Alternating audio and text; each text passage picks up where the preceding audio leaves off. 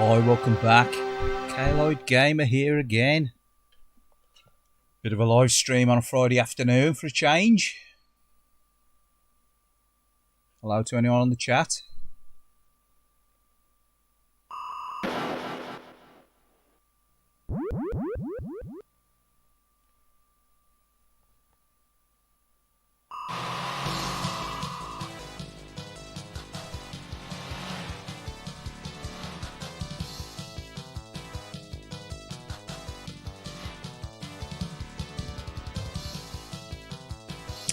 Yeah, we're going to be playing a bit of Sega Saturn this afternoon for a change. Bit of a mix of stuff. Probably some of this Super Scalar stuff. And oh, I want to see the chat's come up now. It's alright, I'd lost the chat earlier. Alright, type it SNK boy. And Jay, alright. Alright, Pred. Yeah, so we're going to be playing a bit of Outrun today. Followed on with some other stuff. We'll play a bit of this and that. Could be a bit of anything today. As long as it's on the Saturn. And as long as it's genuine. It's all been played from the collection, the discs. But yeah. Nice Friday afternoon. Just fancied a bit of a stream. Bit of a YouTube bash on the old Saturn.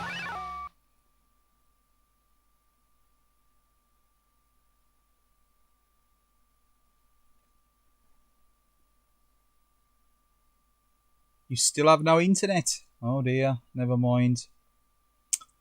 My day's been pretty good actually. Not too bad. Yourself? So, right, I'm going to be playing a bit of this. Actually using the Saturn 3D control pad today, which I plugged in.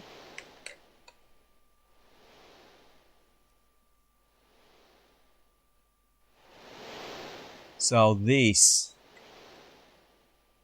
we're going to be choose Splash Wave. I say it's nice using a 3D control on Saturn as well. Nicer to use the wheel, but less comfortable trying to balance the wheel on your lap, obviously.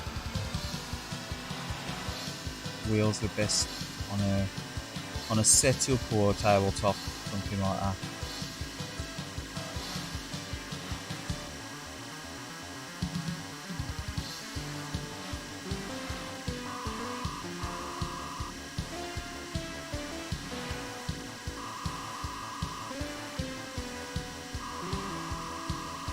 Hope everyone's enjoying the long weekend.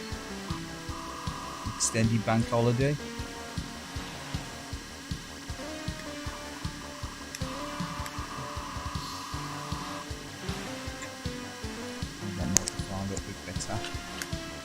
It's a bit of a close call with the truck then.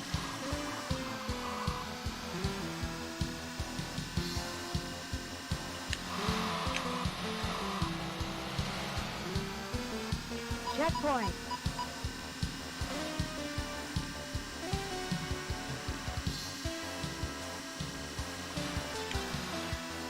We'll be playing this in smooth mode again, the 60 frames a second mode. Purely because it seems like a more sedate game to me when you run it into the 60 frames mode. It seems really hectic. Oh, he says as he crashes.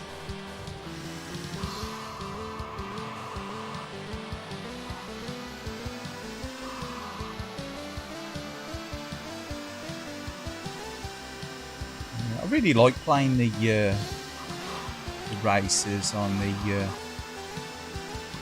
3D pad, to be fair. Quite nice.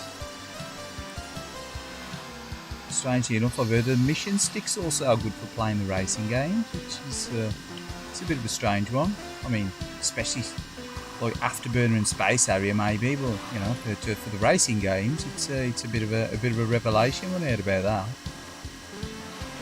Checkpoint. But yeah, a bit of genuine Saturn today. No emulation today. Just enjoying a little bit of a little bit of bad gameplay on the Saturn.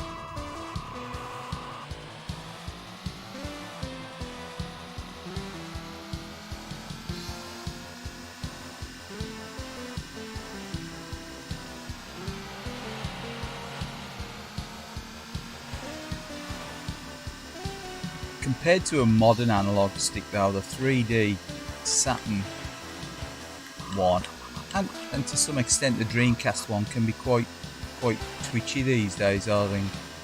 Obviously they sort of refine the analog stick, didn't they, with the modern controllers.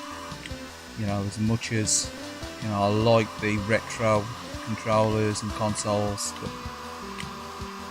the modern controllers really have sort of refined, you know, all but for the digital D-pad. The analogs have definitely come a long way since the early days of the PlayStation and Saturn.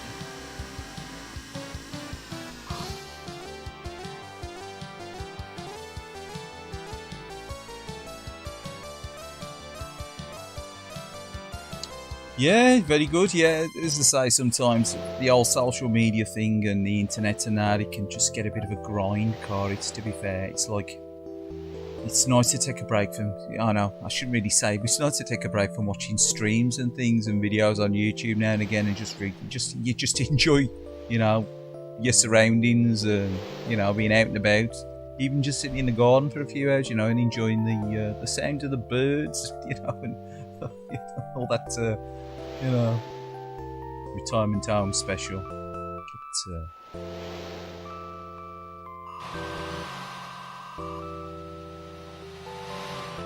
yeah. Well, actually, this ain't arcade perfect in 60 Hz, is it? Because the coin-op runs in 30. But anyway, we will continue.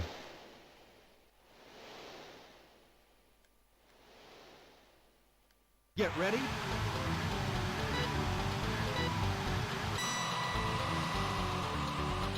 It's actually better than the coin-op in a way. The update's smoother. Obviously, I do prefer, where I'm playing the game seriously, to play this in the 30 frames update mode. You know, the original arcade mode. It just gives a much better sense of speed.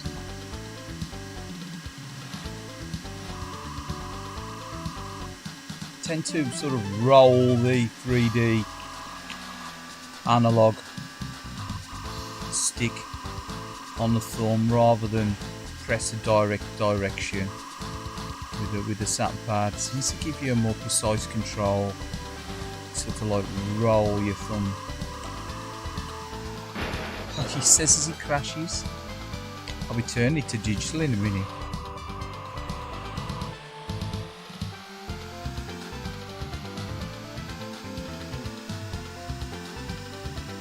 Again, I like playing this with the wheel that I picked up a while back as well, when I do get a chance to set it up. It's nice because it's got the pedals, unlike the official Saturn steering wheel. Really should have had sort of pedals as an add-on that wheel. That, you know, the yoke official Sega Saturn wheel. Nice wheel in itself. It's got the adjustment and stuff as well for the angle as well, hasn't it? But just no pedals, or you know, one that I've got as well. I ain't got the gear shifter. You can get ones with gear shifters, but I'm not sure quite how good they perform. But yeah, this has sort of been like tweaked over the years, and it to be played in 60 frames. Obviously, the original arcade was only 30. Obviously, the arcade master, Mr. Suzuki, sort of hit the nail on the head with that one. Nah, who wants to buy it on Switch? It's got the incorrect car, hasn't it, really? Not really worth bothering with on Switch. Let's say I've got the 3DS version, which is nice in itself, but this is where it's at, really, isn't it? Checkpoint.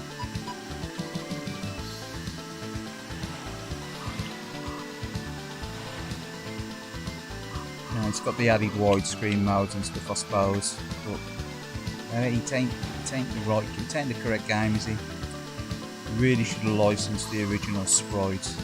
Sort of ruined it in a way, really. The legacy of Outrun Sega, unfortunately. Even the Yakuza games suffer the same fate. Same with the Dreamcast. This is the correct car sprite in. Much like Double Dragon, the way they've messed around with some of the backgrounds on there, and Shinobi as well. Unfortunately, it's the old ugly licensing issue rears its head again. This game is such a great game on Saturn.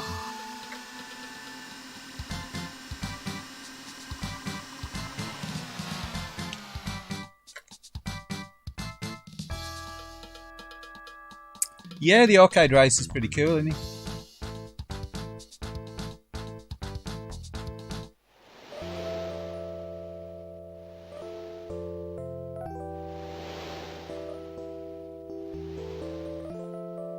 Yeah, Night into Dreams plays really well, doesn't it, with the pad? It's really the only way to play it, isn't it?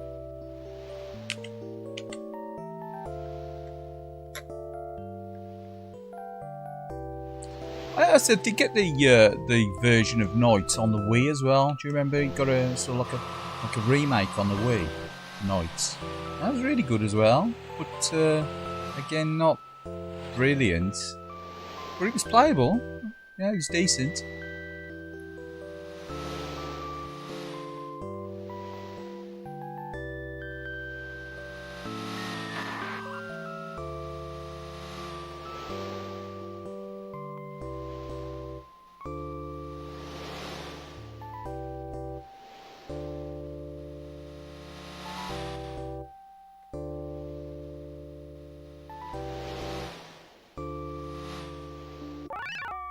Take another go, see if we can do a little bit better.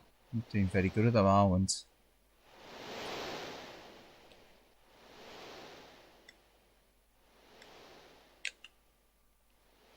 Get ready.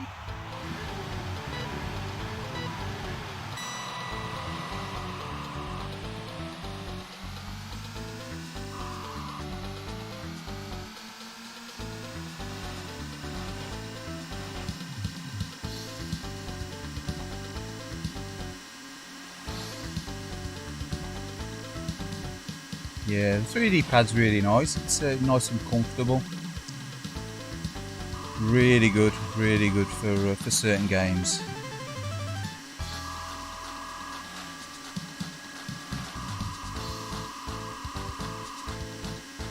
Obviously, modern racing games, you know, it's nice with the wheel.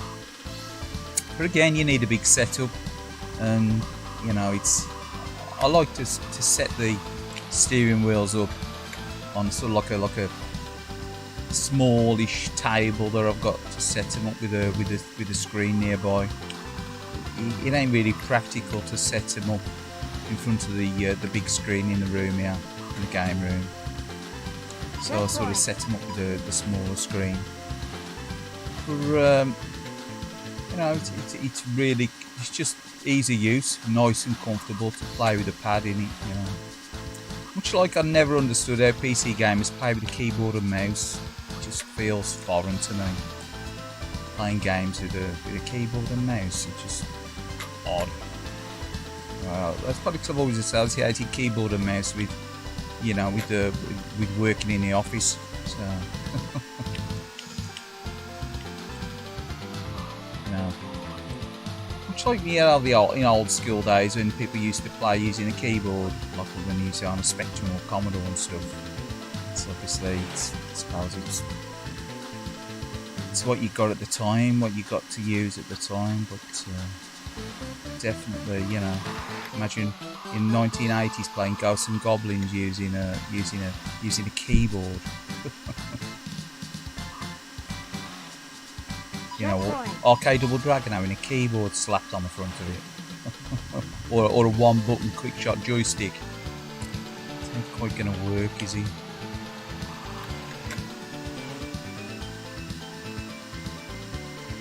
Alright, so just read your chat in a sec. And I've got the phone and it's on super small text, so I'd have to wait sort of in between bashes to read the text. So I'm not ignoring you, but I'll sort of put you on hold. Yeah. Which probably won't be long actually, the way the gameplay's going this afternoon.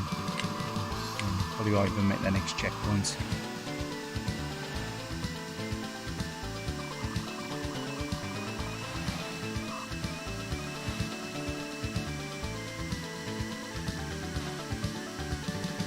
You gonna have a go on the Master System Challenge this week?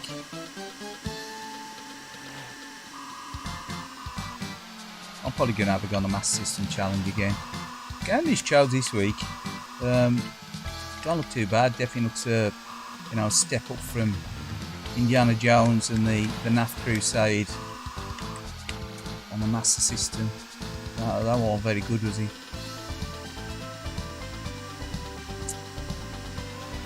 It's definitely a US Golden Brown special, that one.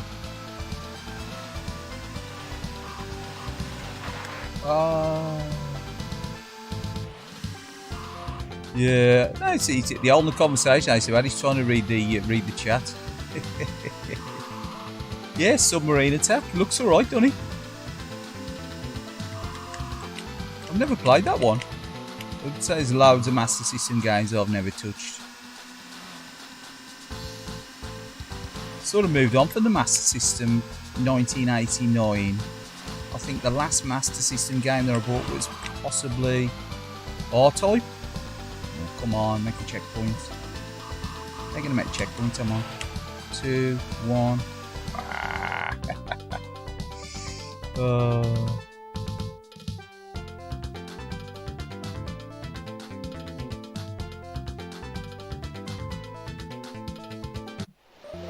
But yeah.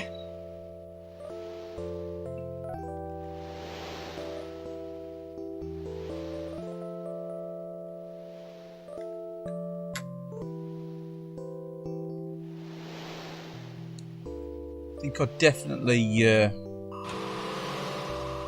do better with the digital. I'm going to flick to digital. We'll try digital rather than the analog on this one. So even though I'm using the 3D pad, it's got a nice analog. It's got a nice digital D-pad on there as well as the analog, hasn't it?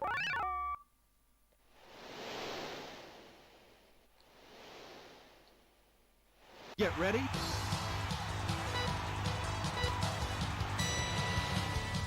Oh, that's my fault in it because I'm using the reset. That's what I like about the old using the.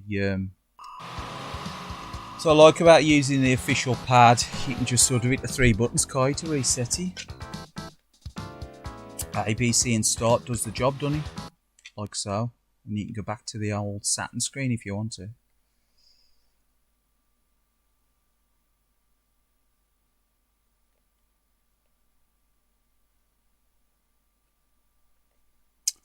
Yeah. Yeah, keep it old school, or I suppose the joypad or the 1-button joystick for the home computers. Yeah, I suppose it is, isn't it? Like the old 1-button quick shot. I'll see. That's somewhere I missed. I used to use a keyboard when I had my Electron, and I went straight to consoles because I had console, Electron, then consoles. Never went back to playing on a computer. Did I have a joystick for my Amiga? Could you plug a Mega Drive pad into an Amiga? I can't remember. It's been that long. Or if it's a similar sort of connection point, I can't remember. Either that, I think I had a quick shot joystick or one of them Conix things or something. But for the 9 months or whatever that I had it, they really invest heavily in gaming on it. I think I only bought about half a dozen games for it. Again, I wanted it to like use for graphic design, you know, for shoot 'em up construction kit and stuff like that. But it was for me. I moved it on.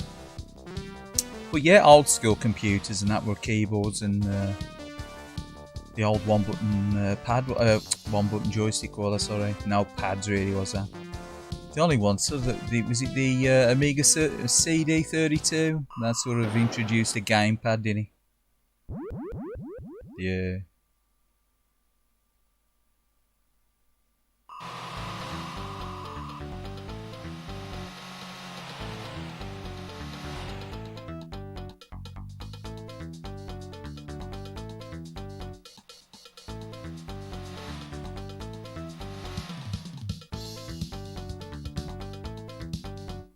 The Amstrad. The only Amstrad I've ever used was a couple we used to have at my old works. We used to use them for doing for the machine programming, and some of the like Lotus Smart Suite and stuff. You know, the old sort of like word processing stuff for documents and that. So yeah, that's the only Amstrad I've ever used. Never owned an Amstrad, apart from VCR. Really? Sorry, I don't realise you've been streaming House of the Dead and stuff as well. I just thought I'd fancy doing it this afternoon, being as though it was like possibly a bit quieter. So it might be a bit quiet on a Friday afternoon. Yeah, I'll take a look at your videos if I've missed any stuff.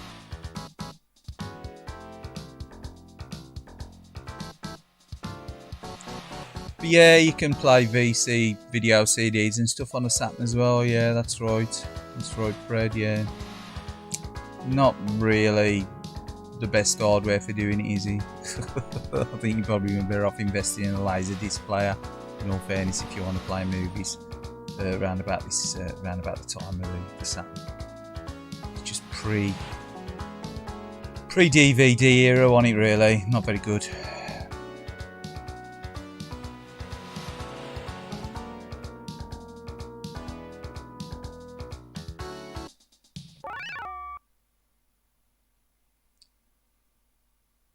Tell you what, we'll have one more go at this, see if we can actually reach a checkpoint. Get ready. This is my favourite soundtrack anyway, Splash Wave for definite. Come on. High, low, what am I doing? Can add a resetty. It's talking, right. It's because we're onto digital, ain't we? We're onto digital. Get ready. We've got high and low on the triggers. Okay.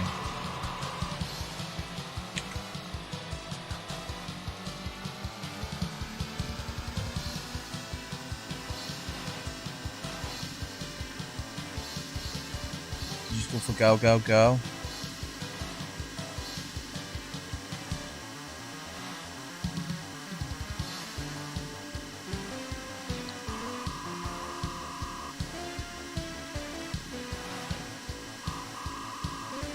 But yeah, it was good fan service actually. I think Sega with the Saturn.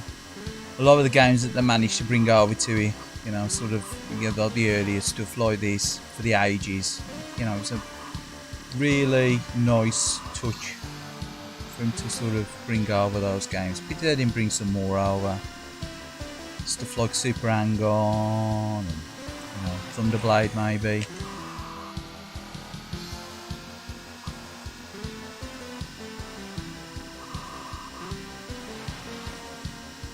Checkpoint.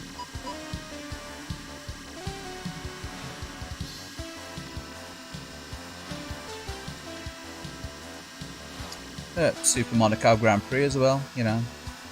It's a great game. Never really got a brilliant arm conversion on any system, did it? Would have been really nice on the Saturn, I reckon. Would have breezed it.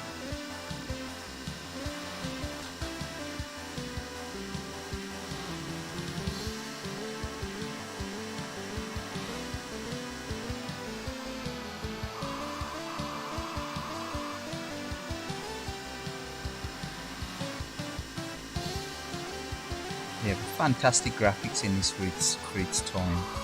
You know, and the sensor speed with the 30 frames as well. Just, you know, this is nice. It's a nice showcase to show, you know, sort of what the Saturn can do without even, without even stretching its legs. You know what I mean? Well, the arcade, 30 frames, the sensor speed, and the size of the sprites, music. Just the whole package is a coin op. Absolutely brilliant.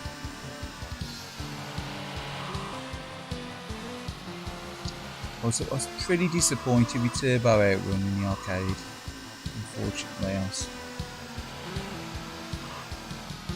shocked to see how many Outrun machines were like sort of upgraded to the turbo Outrun when it came out. And sort of the demise of the Outrun machines, didn't you? A lot of them, the stand-ups especially, and sort of a lot of operators made the upgrade to turbo Outrun. And I just think turbo Outrun's really shoddy.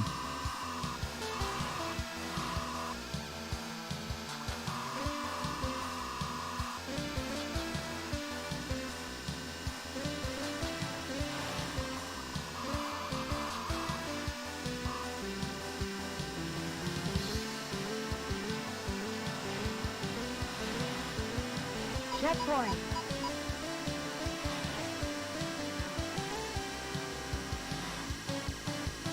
From the sort of like gameplay to the graphic design as well.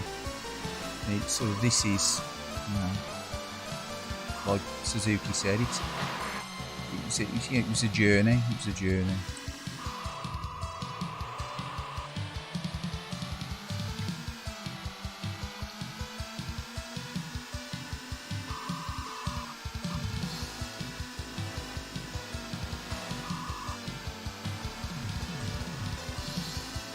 So I do remember playing the Super Monaco Grand Prix arcade machine.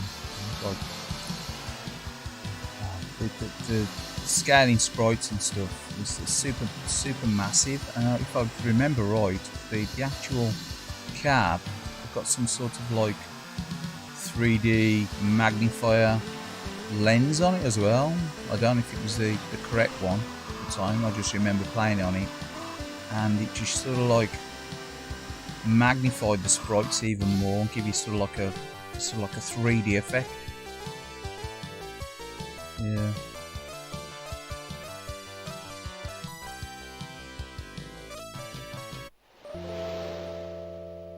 Yeah, I mean, don't get me wrong, the game itself was alright on a Mega Drive. It's just it never really did it any justice, did it? The graphics, I mean, I was disappointed. I paid to get my Mega Drive converted, so that it would sort of like, it got it, you know, because you had to get them switched at one time, didn't you? Because that was one of the first games that got region locked in it for the Mega Drive. Which just the graphics of the car and stuff, and the track itself's fine, but just the trackside details just missing on it. It sort of lacked that sense of speed. But gameplay wise, it was alright. I still enjoyed it, but it was a bit disappointing graphically, wasn't it? I think they could have done more with it. I mean, much like they did with Thunderblade with large buildings and stuff. I mean, even if it would have been slightly jerky, you know, with the buildings and things, at least they could have attempted it. I just feel it was a bit of a cop-out with the graphics. But anyway, let's pop somewhere else on. Pop somewhere a bit different on it.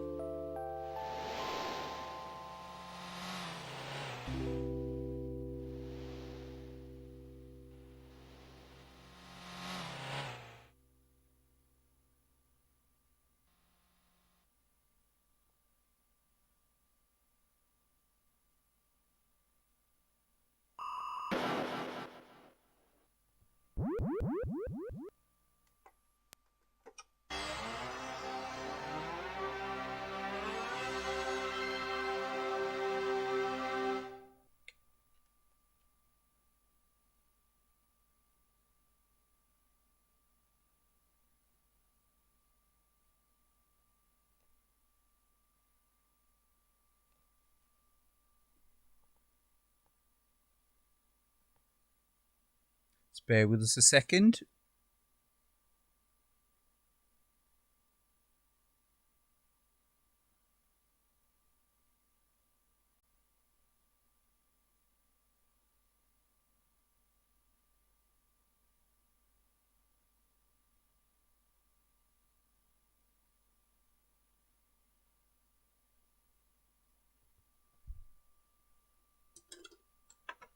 Right.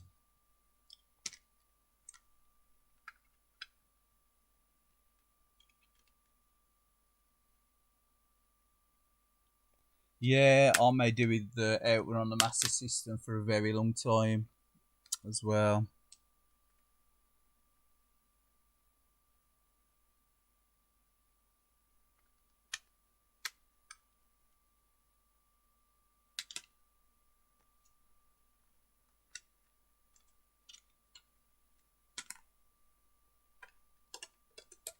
Play some a little bit different.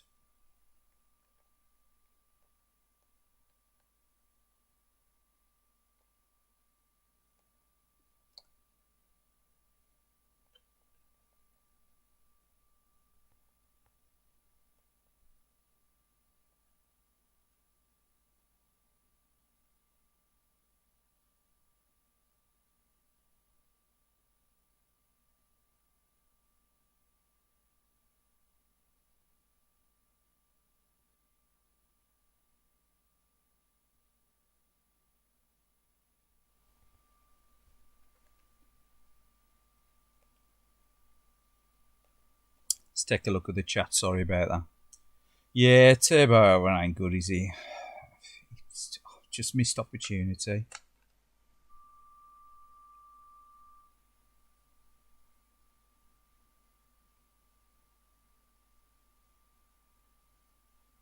Super Monaco 2 might have been region locked as well. Yeah, I think a lot of the games was at the time, were they? They sort of got to a point where they knew there was an import scene, and they just tried to cut it down, didn't they? The import scene. Yeah, SCADA chip in the Mega Drive would have been like amazing. But they should have just possibly ported them using the Mega CD, because the Mega CD had got advanced sprite capabilities, and it just didn't improve the colour palette, did it? A faster processor, you know.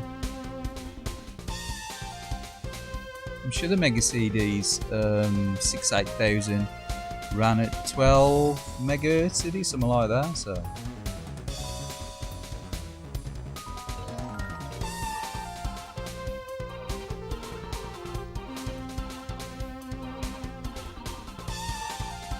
So, you played the arcade version of Monaco and the cab was too tiny for you, being 6 foot. Well, I'm about 5'11", so just under 6 foot. Oh, I don't think he was that big. But anyway, that's small, sorry. Well, just get used to it, do you? Being cramped in a coin op. You haven't ever played Outrun Turbo? You can get it on the Mega Drive, can't you? Turbo Outrun. It ain't the greatest, though, is he? It ain't the greatest.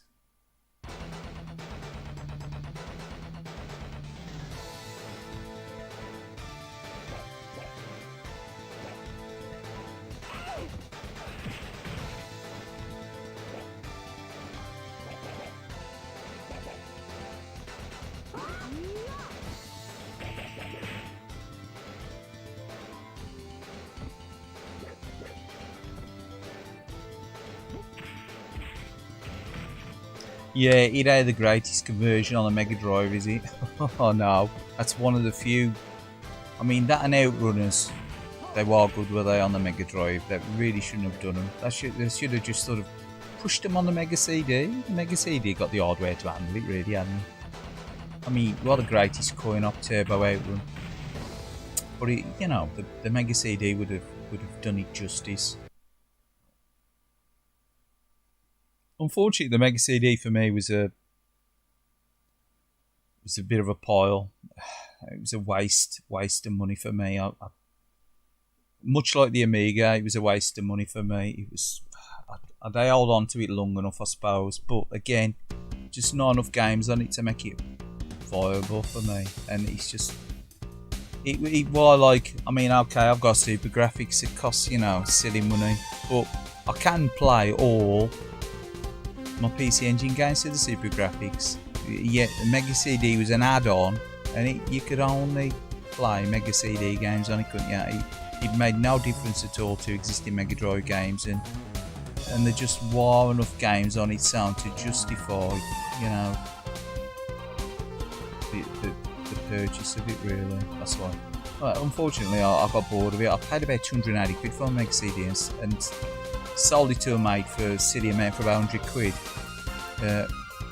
With the agreement with him that if he got bored of it, he'd sell it back, and I'll buy it back off him at 100 quid and just like keep it back in my collection, because he seemed like he really wanted it, because he was into Mega Drive stuff, but he was like onto like most games like Chuck Rock and stuff, you know what I mean? But I sort of stopped keeping in touch with him back then, and like when I finally kept back in touch with him again, he was like probably about 3 or 4 years on. And he says, "Oh no, I sold it."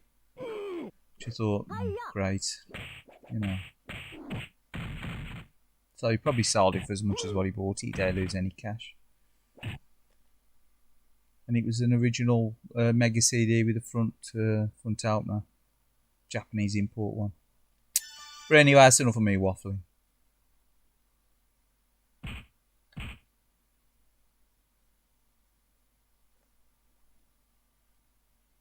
No, they don't run better, but at least you got the my first PC Engine was a white PC Engine back in the day, and then I got Core Graphics because the PC Engine, the white PC Engine I first had to run through one of them AV adapter things. I never converted it to SCART. I don't know how to at the time. Then I bought a Core Graphics, which is like the grey blue PC Engine, and that had been hardwired to RGB SCART. Got rid of the white engine at that point with the one with the the plug-in adapter, the AV adapter thing. Got rid of that, and then I got a Turbo Duo.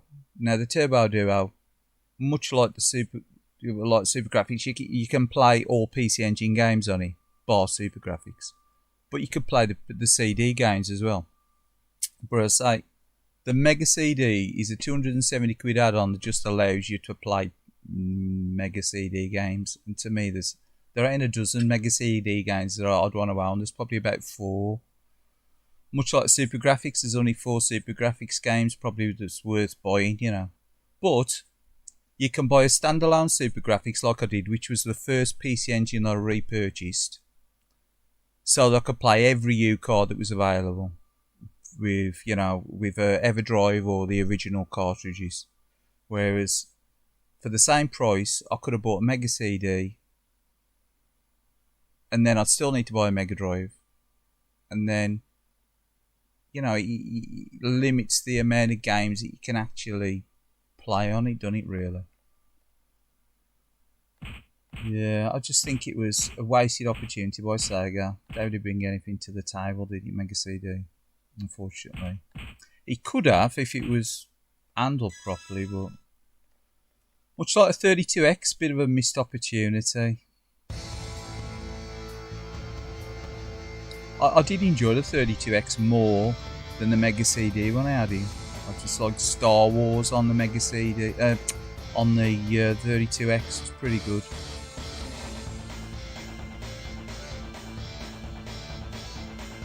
Did I have a PC Engine before my Mega Drive? No, I had a PC Engine after, because my first Mega Drive was in 1989. It was an imported Japanese one that was converted to PAL. I bought it from. It's taking a work on here, is he? Does this work with a 3D? Oh, it does work with a 3D pad. Just feels a bit awkward, the shape of it. Now, first Mega Drive I bought in '89 was from Telegames. It was one of these early Japanese ones that had been converted to PAL. It's got a little PAL box in it, and the RF will come out the back. And obviously you needed to remove that conversion and convert it to SCART if you wanted to run full speed. But at the time you could either buy a SCART version or a standard one for TV, and I bought the standard one for TV because back then SCART wasn't an issue for me back then until I started getting into the Mega Drive and then realised that you shouldn't really be playing a Japanese Mega Drive at 50 Hz.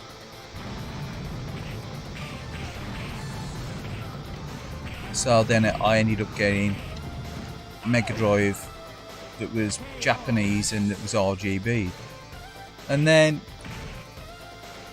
I sort of not about 1990, I think it was, I saw a PC Engine advertised. So I'm not really interested in the PC Engine originally, but I noticed there was a lot of games that had come out for the PC Engine that were game released on the Mega Drive, because PC Engine was obviously more popular in Japan. And you was getting stuff like even Sega coin up stuff on there, like the original Shinobi and Power Drift. Although they ain't brilliant, you know, you don't get the opportunity to get them released on a Mega Drive. Again, another missed opportunity by Sega. They licensed them out, didn't they? So I wanted Shinobi, I wanted like play Power Drift and stuff, you know. All them games that sort of Sega abandoned on the Mega Drive. So I got a PC Engine second hand, and again it was one of these with a booster box.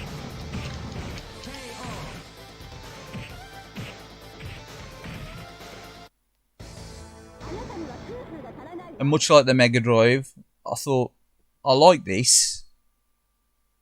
I think I'm going to try and get an upgrade on it. So I ended up with the core graphics, and then I ended up with a Duo and a Turbo Express at one point before I got a Neo Geo. But again, I chopped the line at one point and just went Neo Geo. And then it becomes Saturn and so on.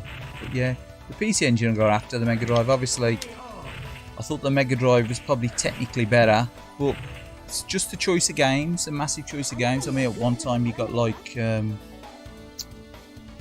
of the Mega Drive, you got like Super Shinobi and stuff, and then on the PC Engine you could play like Ninja Spirit and, you know, All Dying, stuff like that. Galaga 88, games that you just couldn't get on the Mega Drive. Missed opportunity. And a lot of the shooters were, and they still am, better on PC Engine than the Mega Drive, like the Vert shooters. You know, I like both of them. They both got the pros and cons. But again, getting back into PC Engine, I thought, right, I'm going to get a system that I never bought before. But one that can, you know, but one that I know I'm going to use. Because I always preferred the U-Card games over the PC Engine CD games. I've never really rated the PC Engine CD, to be fair. There's probably half a dozen PC Engine CD games that I rate them good. There's loads of PC Engine CD games that I think are absolute turd, much like them. You know, to me that CD, I'm gonna unplug this anyway. I'm gonna play it with the normal sat pad. I'll play it with this. Bear with me. You can't play Virtua Fighter with a bloody 3D pad. It's an abomination with a 3D pad. Let's put it back on.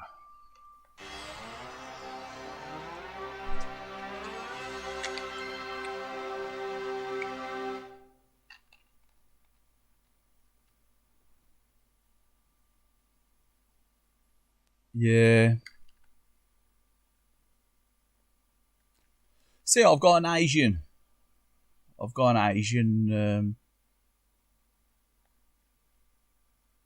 Sorry, I've got an Asian. Yeah, I've got an Asian tied up in the shed. Joking. Only joking. No, I've got an Asian Mega Drive.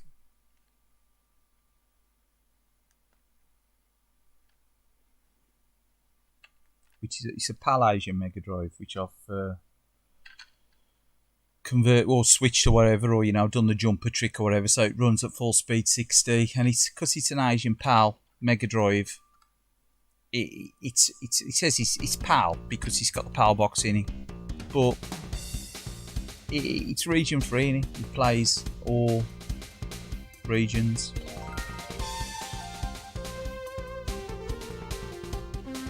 And again, I had Japanese ones back in the day. That never had an Asian PAL one before. But it was just a cheapness thing, 20 quid. 20 quid in a carry case. Padded, one of these padded carry cases with a pad and the original Mega Drive power pack. And again, it was still running at the original PAL spec when I bought it, so I had to convert it, but I don't mind. And it's really minty as well. It's got no scratches on it and stuff. I'd like the Japanese, the HAA 2510 or whatever it is. I'd like one of them, but the difference is just purely cosmetic, I think.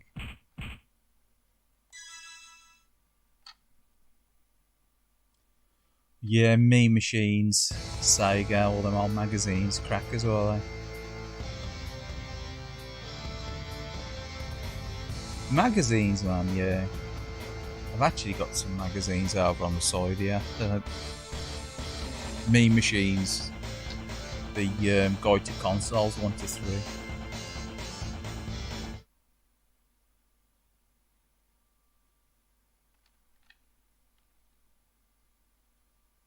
Fight! 1. Ready, go! Come on.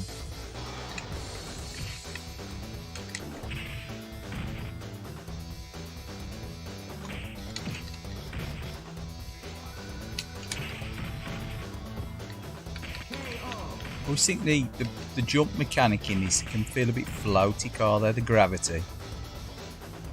But obviously it was of its time, Rory.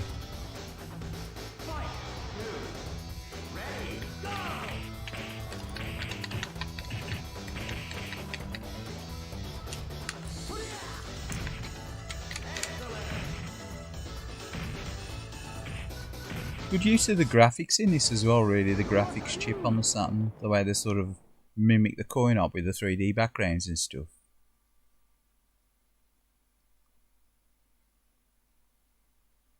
Fight! 1. Ready, go!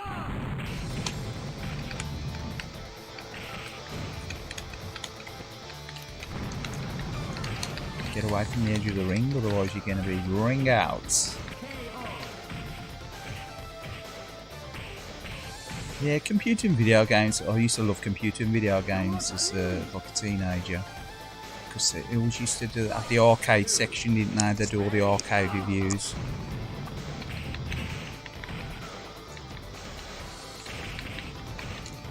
And then it sort of like moved into the console era, didn't it, as well, with computer and video games, away from the home computers. Because I remember, like, I used to sort of get computer and video games mainly for the arcade stuff, because they really covered the home computer that I got at the time, the Electron. I mean, why would you want to cover that? And then it was sort of like Master System. They're going to Master System and like the NES stuff, didn't they?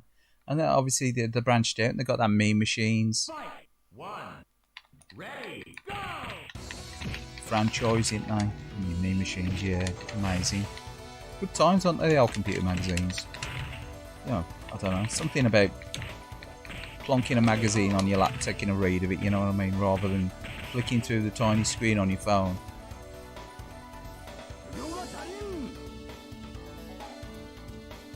Fight! 2. Ready, go!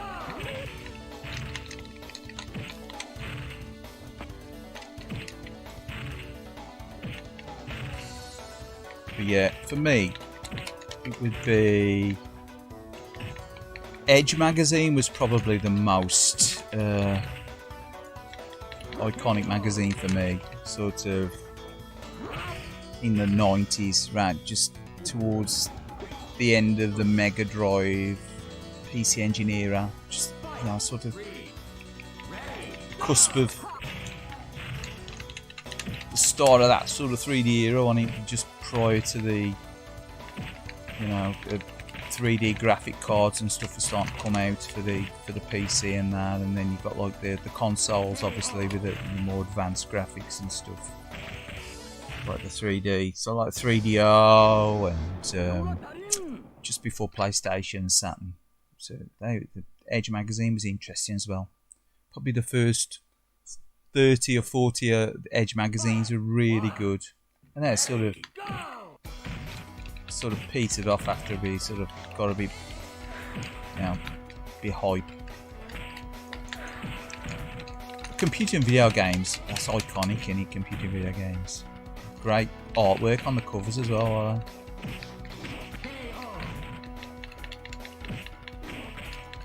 Yeah. I remember seeing the 3DO and I was quite impressed at the time when it first came out, even though it was like, you know, a bit of a dodo 3DO. But if you saw was it the Need for Speed running, and was it Total Eclipse? Probably not that Crash and Burn, that's sort of like the other racing game did, but got like Total Eclipse and Need for Speed on 3DO. They're pretty good. It's also had some decent versions of like Street Fighter as well, if I remember right. And it had a conversion of Samurai Showdown as well, didn't he? I do believe they got. Clear off, Ty.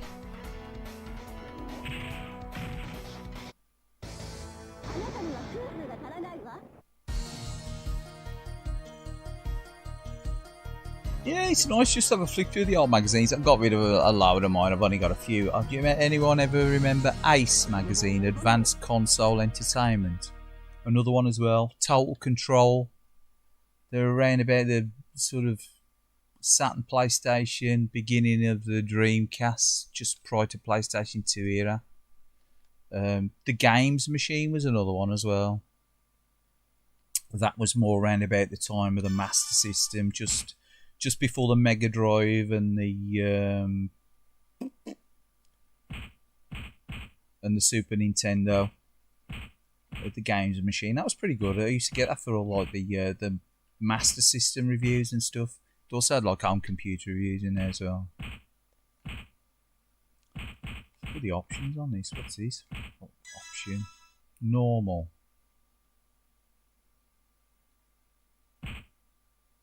Learning on. I'm going to turn that off.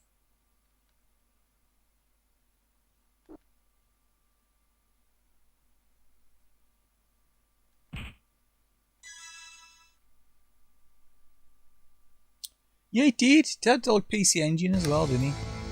I'll go admit at the time I was like really into Sega, and I remember seeing the PC Engine just sort of being showcased, like released in Japan just before the Mega Drive came out, and I was like, really, I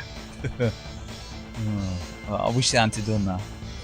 Because like when you saw like pictures of the Drunken Master and stuff and like R-Type, I gotta admit I was feeling a bit green. I was like, oh, I wish, you know. But then you saw the pictures for like Alter Beast and stuff, didn't you? Going up as conversion, sorry, and it was like, wow, that looks really good, you know. And then you saw like pictures of Space Area 2 and stuff, and it was like, yeah, you know.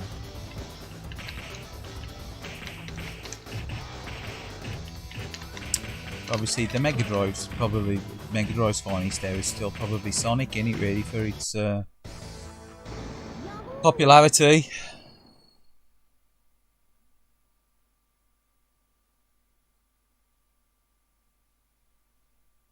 I think it was purely a cost thing. I think it was a little bit more expensive than the PC Engine. Plus, prior to the Mega Drive, I think the Master System was quite expensive as well, wasn't it? And they had a couple of different versions of consoles, didn't they? Was it the SG-1000, and they had the Mark III, which is like the PAL Master System in it, the Mark III. And then they released the Master System, which you got that FM sound unit built in, didn't it? So I think they sort of released lots of different versions of consoles. None of them were really that popular with that. I think it was a lot of it as well, the licensing money. Nintendo got a stranglehold on the market, and then PC Engine came along, didn't it? And a lot of people had only just sort of jumped on the PC Engine wagon, I think, before the Mega Drive come out, and I think I saw that as, I don't know, offering a more varied experience. Games are more expensive as well, weren't they? The catalogue was as big, was it, in Japan? You know, I never realised how, you know, much more popular the PC Engine was.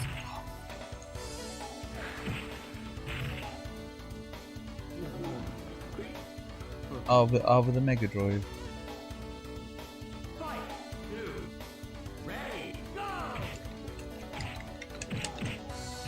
Yeah. I think they're like sort of the little PC Engine, the tiny console thing that now with the cards, the card games and stuff. I think it's like the novelty. The small consoles always done well in Japan, ain't it, really?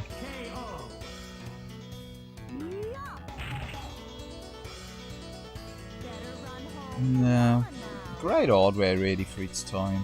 the Mega Drive, especially when it was pushed properly. Obviously there was a lot of Western developed crap on the Mega Drive that was ported out from like the ST.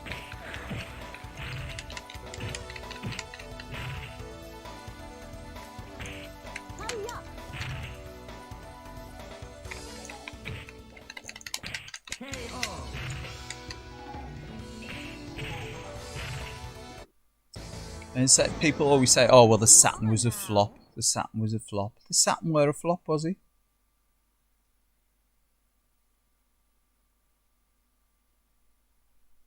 Fight! 1. Ready, go! Saturn were a flop in Japan at all. It might not have sold as many total units as the PlayStation, but the Saturn was really popular in Japan, wasn't he? That's one of the reasons why the Dreamcast didn't really succeed. A lot of Japanese gamers, you know, that they wanted to stick with, you know, the Saturn. I think they felt a bit let down that the Saturn was sort of dropped by Sega. You just got like a massive catalogue of like RPGs and things, and there, which ain't really my bag, in all fairness. I still want to fight. Yeah, I think you know, when I say the price is high, the price was higher than like the PC Engine. I think the PC Engine was much like, you know, like the Saturn and the PlayStation. I've got a feeling that the PC Engine was probably about 30 or 40 quid cheaper than the Mega Drive, you know what I mean, at least. You know, much like when they used to do the offers of the PlayStation, they'd be saying the PlayStation at like 200 quid, and the Saturn would be like 300 quid or whatever.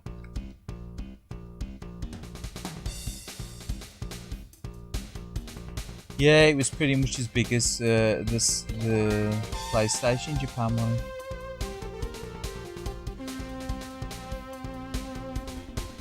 I think it started off well, had a bit of a lull with the sales, and then picked up at the end, didn't it? But yeah, put someone else on. I ain't doing very good at all on this Virtua Fighter 2. Way rusty on that one.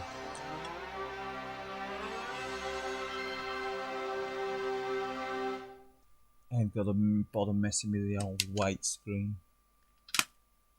Gonna have to see me footling around with these now, messing with the discs, I'm afraid.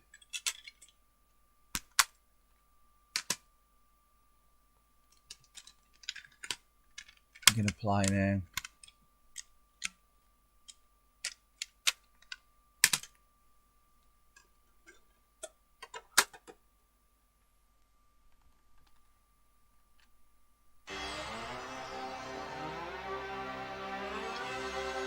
Yeah, looking back at the 3D in this era, it was a bit hit and miss, was it, really? I mean, I know what you're saying, Jay, PlayStation 1 was the 3D king, but in all fairness, it was hype. 3D was pretty shit on PlayStation, was it, really?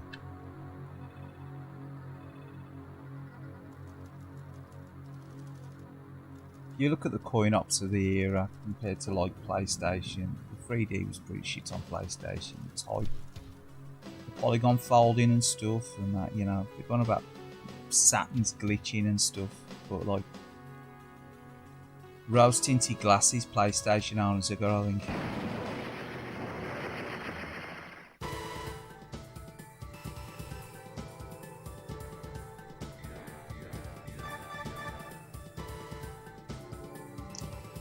Yeah, he was very good, was he? The 3D of that, the PlayStation and Saturn era. It was only until the Dreamcast came along that 3D looked presentable, in my opinion. It just looked too low resolution. I mean, even Sega Rally, I love Sega Rally, but you know, the resolution was too low on it, really, wasn't it? It was amazing for the time, though. Looking back now, though, the 2D stuff always seemed to have aged a lot better than the 3D. It's like Gran Turismo. You've got, like, you know, you've got the standout games, haven't you, for the PlayStation that really good, and possibly Tekken, you know, and Virtua Fighter 2. But there was a lot of crap in between while that it just looks like jank now.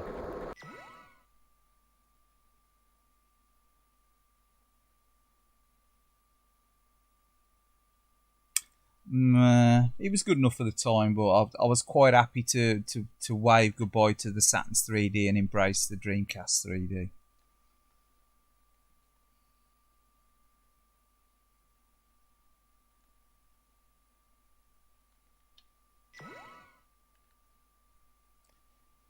I mean, the Sega developed stuff generally did a good job. Third-party stuff was very good, was it? Much like the Sony stuff, it was like you got like the AAA stuff, but a lot of it, 3D stuff, looks like. I mean, it's like N64 as well. I'm never an N64 fan.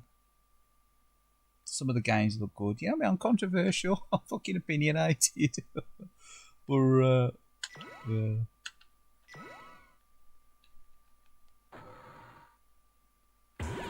I always do it. Eat the smart. I'm gonna reset that because I always do it. Eat the smart bomb.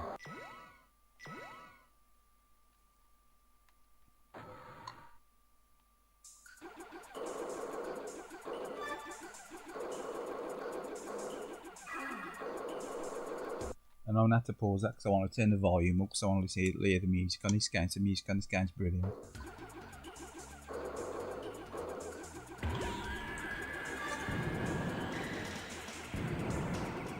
Yeah, it's a really good conversion on Saturn. I mean, this is the sort of game that, you know, Saturn hardware was made for.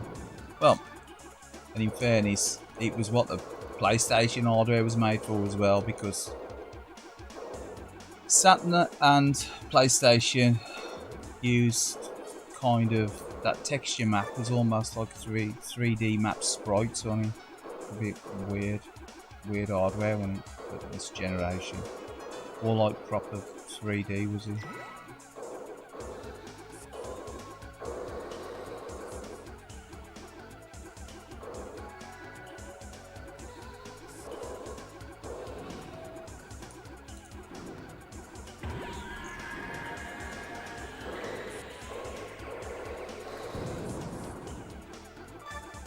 Yeah, this is a cool shoot 'em up, this one. I do like this.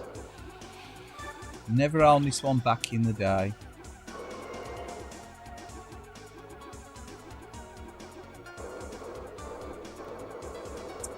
So I was more like the fighting games on the Saturn. I did own a few shooters. Layer Section was one that I owned back in the day. Layer Section 2.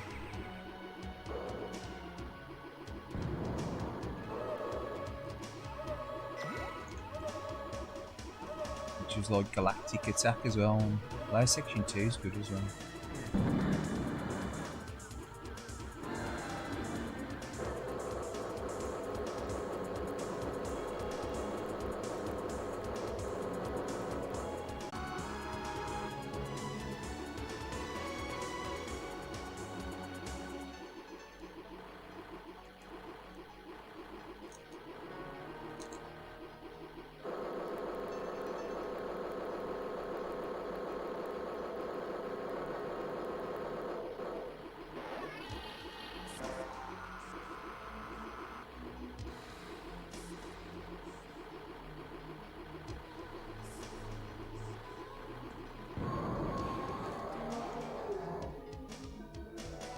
Yeah, Darius Gaines a cracker, isn't he?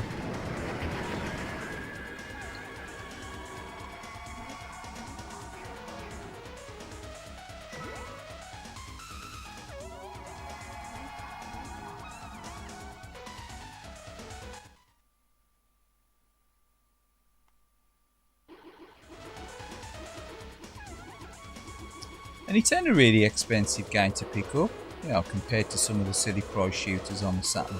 Which, to me, a lot of them, they don't really hold a candle to this game either. You know, you got a lot of these modern day shoot 'em up enthusiasts, and they sort of, you know, gush over, you know, some of these other shooters, and it's like they don't really hold a candle to the likes of the classics like this.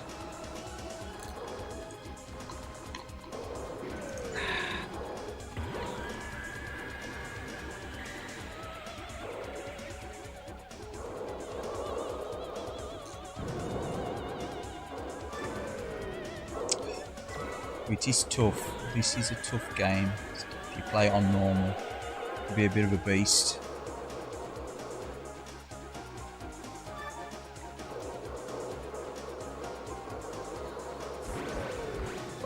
Oh, doing hopeless on this. What we do, we'll start again. So look at the chat, sorry about that. Yeah, the 3D was alright on the Saturn. The same with the PlayStation. It was serviceable for the time. It was alright, but when you look back at it now, it ain't aged well at all, has it? To be fair, some of the 3D on the PlayStation 2 and the Dreamcast ain't aged that well, has it? But I think the low resolution really did punish the 3D.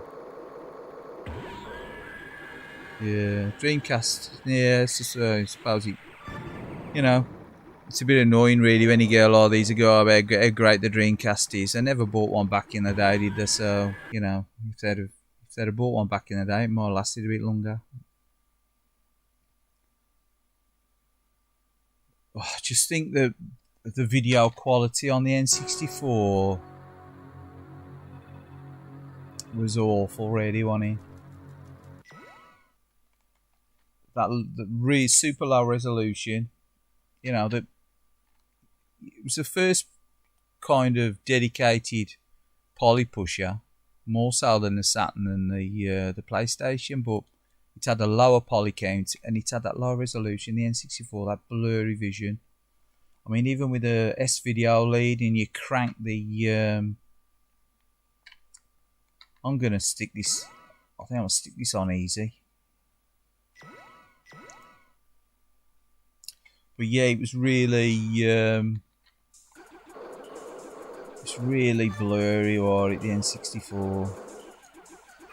Even with an S-Video lead, it improves the picture quality on a CRT, but it's just too low res in it to really enjoy it. My brother had an N64. I played Mario Kart on it and stuff, and then I ended up getting one.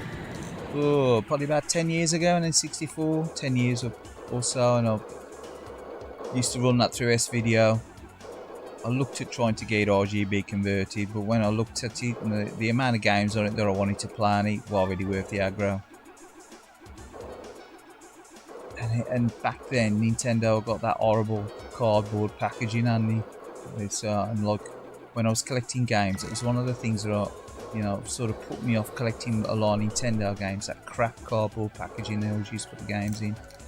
You know, you pay a premium price for a cartridge game, and they got the nerve to stick it in a cardboard box. And that's nothing to do with helping the environment and recycling and all that crap. It's just purely them cheaping out.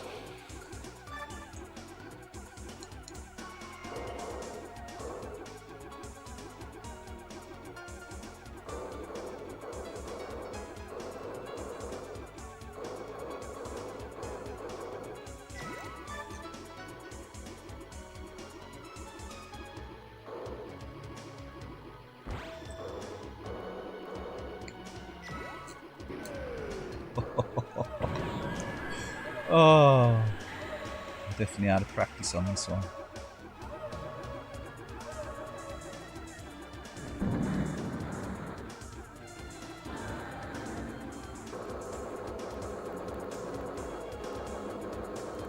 I mean, why stick them in a card box?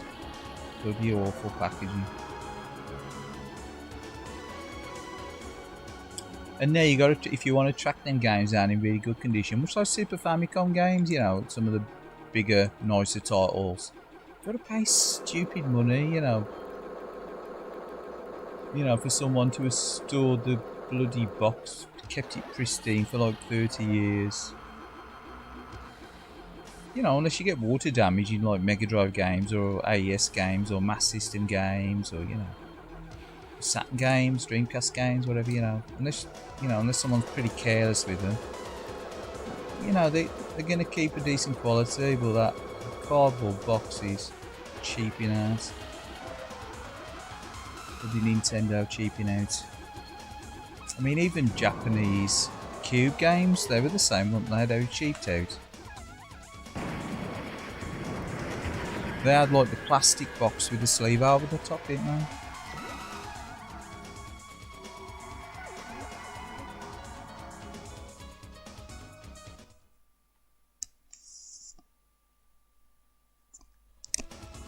Yeah.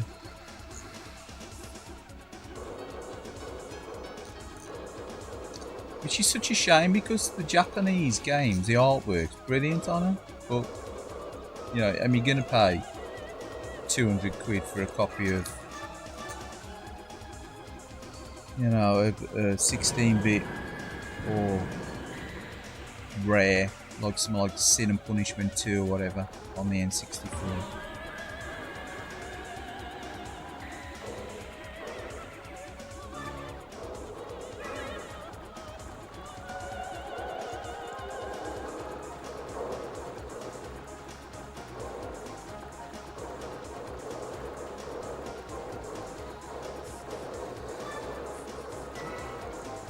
Pretty sure I paid about 70 quid for my copy of R-Type 3 on Super Famicom when I had it, which is a decent enough game, but I still prefer the original arcade versions of R-Type over the home computer games.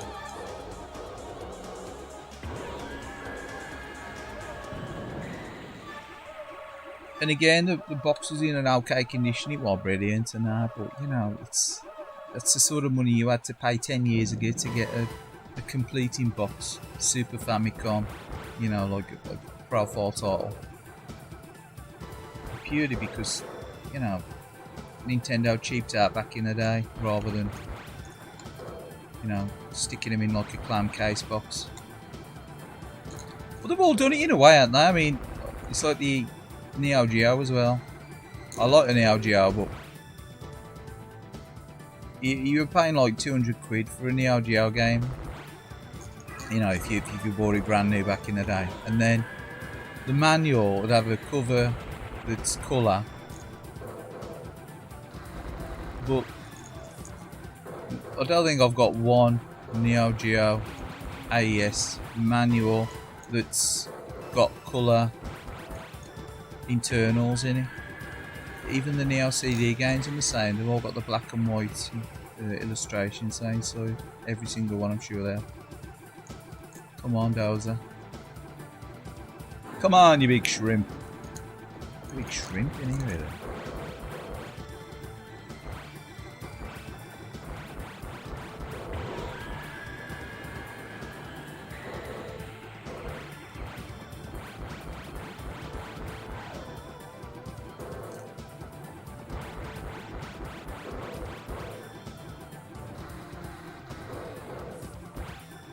Obviously, even though it's on land, it's sort of kept that water theme to it, hasn't it, this boss? It's like a flying shrimp.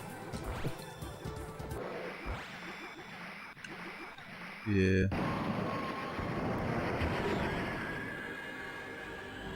Yeah, it probably still works. There ain't much to go wrong on an N64, is there? There ain't much inside if you've ever opened one up. It's probably got about 3 chips in it and a switch.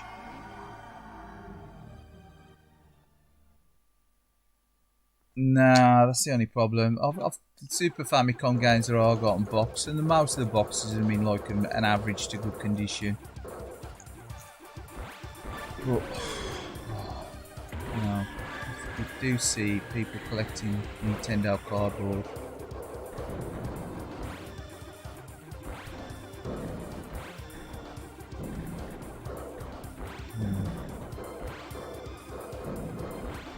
By Repro box. Way too much shit going on the screen now.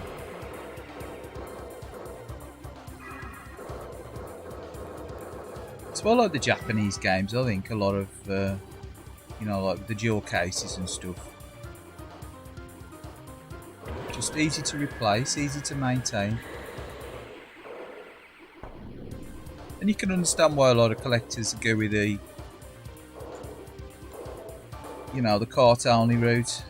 It just makes sense, doesn't it, really?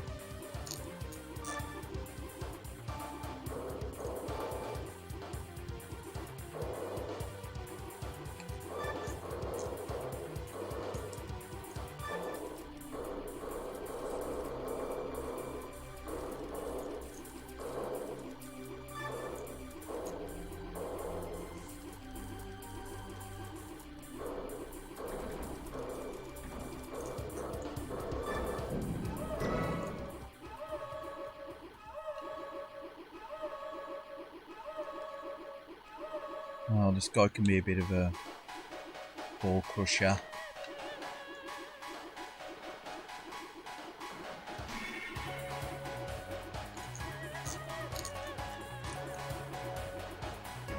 Got no bombs either, look.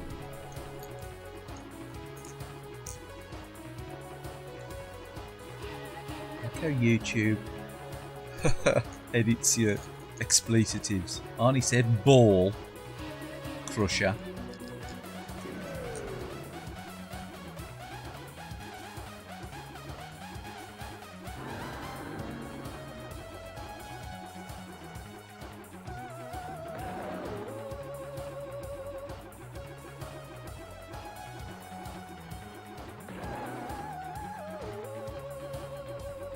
Oh. A bit of that. A bit of that as well.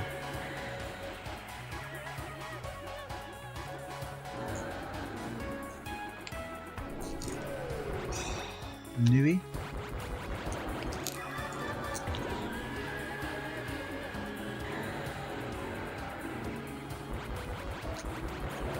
Some of the bosses in this game now.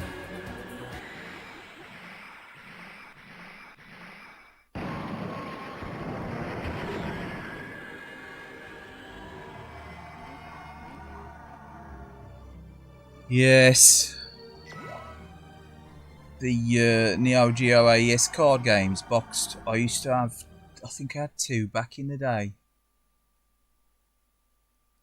I think one of them was Ninja Commando. Not Ninja Commando, sorry, Ninja. What's it called? Ninja Combat, sorry. Ninja Combat. And the other one was ASO 2 as well.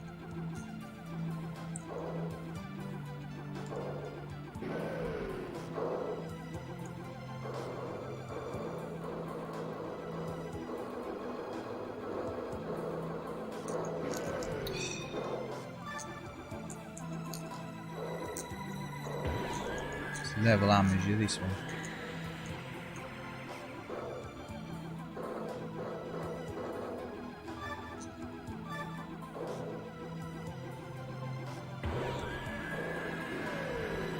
So, crashed into the scenery then, being a muppet.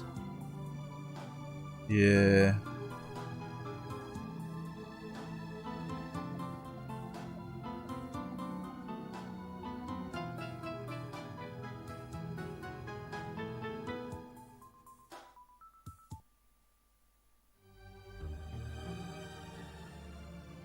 Never opened up an N64. We don't really need to, do you? I took it apart and hardwired it S-Video, put an S-Video port on it, whereas I should have just bought an S-Video lead, but I was just too tight. I got S-Video cables, and I got an old one of these SCARTs with an S-Video plug on it. And I thought I got paid peanuts for this N64 that I got at the time, so I thought, well, just stick an S-Video port on it and have it hardwired S-Video, because I was never going to use the AV cables on it because of absolute turge video quality. And I thought I'll just hardwire it to S-Video. I sold that as well. Sold it on. Went with about 10 cartridges I got at the time, including stuff like Jet Force Gemini and that. You know, good games in themselves, but just don't really do anything for me. I got no nostalgia. For it. Just give us a second. I'll be back shortly.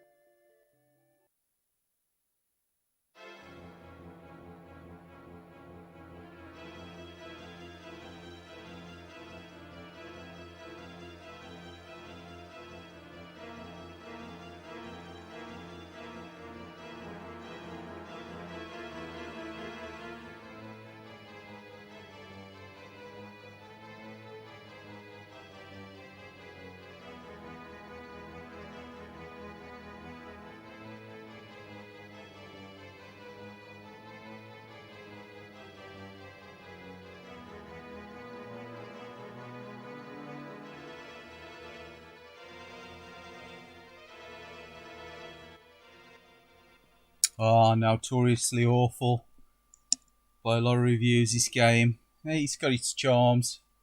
It's definitely an early 3D digitised. It's almost like Do you remember the TV series Nightmare? It sort of reminds me of that kind of aesthetic.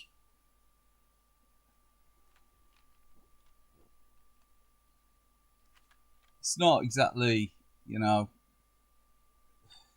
a showcase for the Saturn's abilities, but it's got its charms. There's something about it. It's quite fun to play.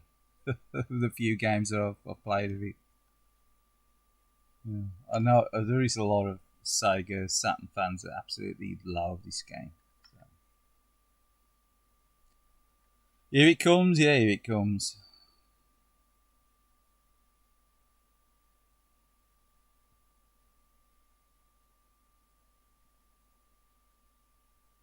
Yeah, it sort of like Nightmare in it. It is a nightmare as well. No. To be fair, if you look at it, there's like a lot of 3D like sprites being thrown on the screen. It's done. It's like a weird 1990. Where is it? 1995 or 94 when this was developed? Was it 95? 95 developed version of Mortal Kombat digitized graphics meets Oblivion / Elden Ring / Demon Souls or whatever, you know. It's got that sort of weirdness about it, hasn't it? I only ever played one hide-alike game before this. I think it was a Mega Drive one. Yeah, I have used the wonders of Google Lens and translated a lot of these. I do believe this one's the settings. Now it's the iScore. This one's the settings, and you can like change the control scheme. And you can alter the video. You can alter the brightness, and you got like the nice test card. You know, a bit of tuning. Good luck. Good luck. You need your luck. You need plenty of luck. Use the force. You need the force when playing this game. Don't have luck. Yeah, mess with the test card so you can see the difference. You should have had the slider along the bottom of the test card, shouldn't you? Really? Yeah, right. It's a bit right there. Should we knock it down a touch? I don't know. It's better.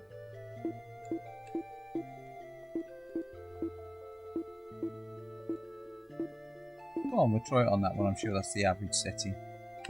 Exit. And this is start a new game.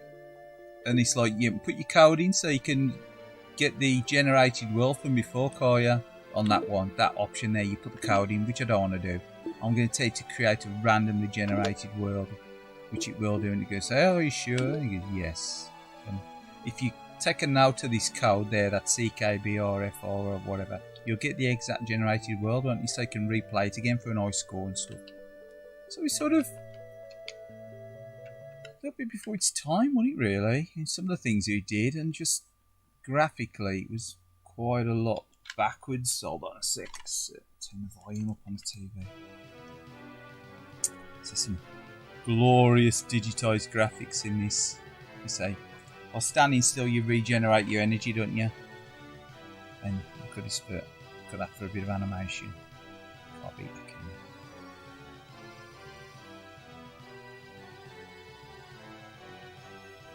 you? You do a little side step.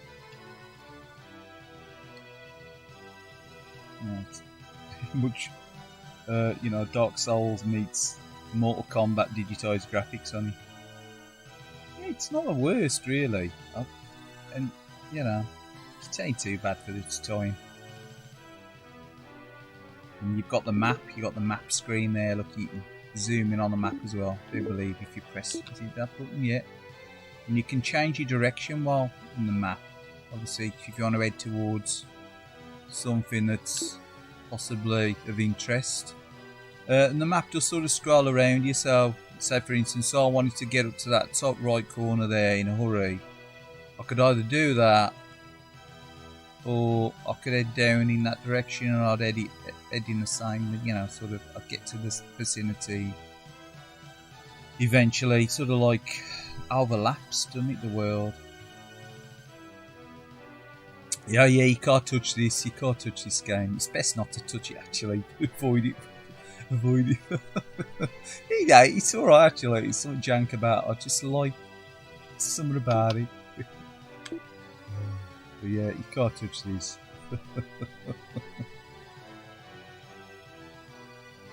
Did he really? I don't know. I don't really watch a lot of angry video game nerdy Joe, to be fair. But I can believe him probably getting annoyed with it. So you get your knife. Jab, jab. Come on. Do a bit of a shuffle towards the enemy. There's a running motion as well. You can actually run, you ain't got to walk. This is a Jellignacious blob or whatever. Just call them jellies in this style there. Obviously it's a lime jelly, I would have thought. Look at that. So you put your weapon away. And that's your guard. You've got two different attacks as well. You've got like light attack and heavy attack. Or you can put your weapon away like that. And you can walk, or you can actually pick up the pace and do a run as well. Look at that. That could be a fancy 3D. No idea what that noise is there. I've got a feeling something's following me. Oh, no, it's that tree beast. Don't like the tree beasts. I don't really think I want to take on the tree beast. It's really, you know, mean. It's like got some sort of collision detection with the trees as well. You don't just wander through them. But yeah, 3D is definitely.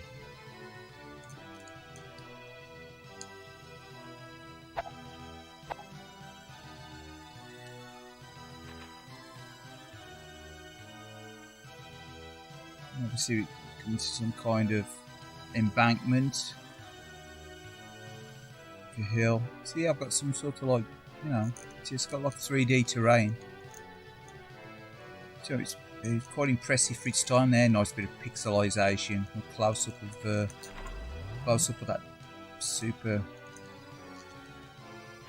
What a tree guy's chasing me now. Look at tree guy. What the frick? Get away! I don't want the tree guy to get me. He's gonna come into the forest after me now. There, look. It's called a Trent or Trent or whatever it is. Oh, looks like we're gonna have to take him on. Is he gonna get stuck there? Or is he gonna work his way through? He's gonna work his way through, you know. Kate Bush. Kate Bush is gonna attack. And Kate Bush attacks. He's mean as well. He's got a rather nasty bite. See, look at his chops. He's got nasty teeth. Let's take him on. Come on. He's a couple of bites from his chompers there, and he's, you know, he can really do some damage. Let's bring your Monty Don, come on. Oh, man. The Trents, exactly. Trounce.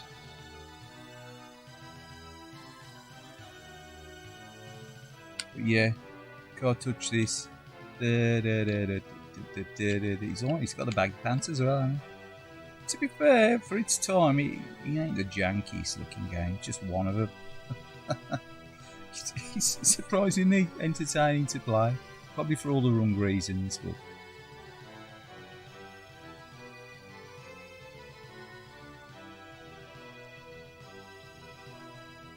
Yeah. Trance.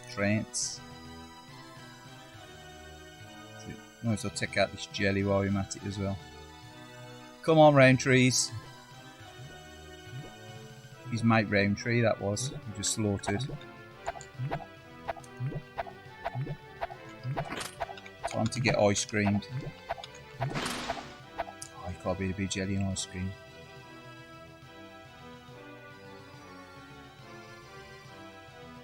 Anyway, let's check out the map. I'm sort of heading in the kind of right direction. I reckon if we head over there, it would be the same as if we were heading over there only quicker.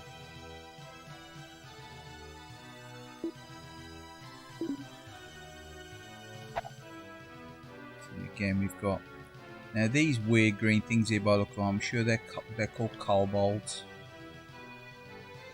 And they're like little goblins, ain't they, if you're familiar with like the Dungeons and Dragons lore. But they're a bit piddly, ain't they? Look at them. They're really pixelated as well. They ain't got a lot of detail, these things. They're tiny little things. But to be fair, they're like got like dog-like goblin creatures in Dungeons and Dragons lore. So you know it's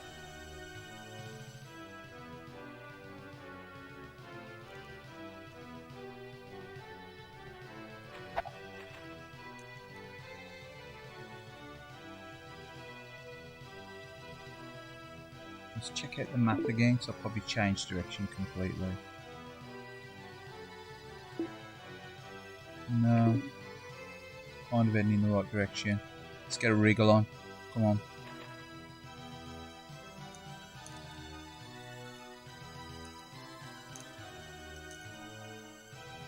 To the woods. Hopefully we are going to come across too many tree creatures. It has got that sort of nightmare vibe about it, hasn't it? Yeah. ITV's Nightmare. I used to put the magic helmet on, obviously, to obscure the vision.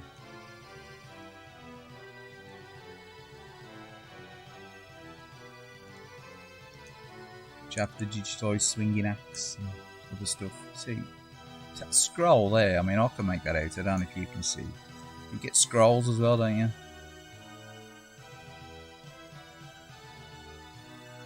So you pick it up? Don't know. Obviously not now.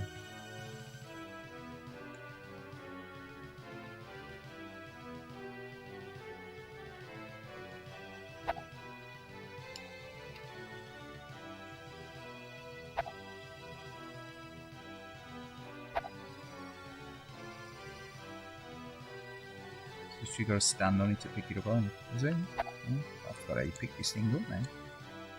Oh, there you go. Wrong button. Yeah, the graveyard. Yeah. I was just gonna say that's what the highlight is on the map. Spoiler alerts. 8-bit and Game Boy's got the spoiler alerts. And if you stand around it like this, generally in a safe spot. You can with his arms folded, he regenerates his energy, doesn't he? There's the inventory screen as well, and you can look at your items. There's some sort of like fairy something or other. That one is fairy garland or something he's got, and then obviously that's your maximum weight you can carry. It's 6 kilograms. That dagger's some kind, obviously your main weapon. You got that fairy armor or something it's called. You got this ring, obviously we pick that scroll up.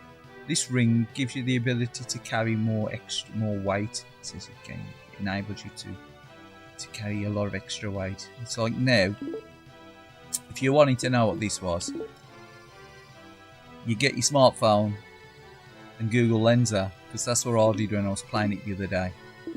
Obviously that's why I got a rough idea of what I'm doing, and I would be doing it as I'm going along now when I was playing it, but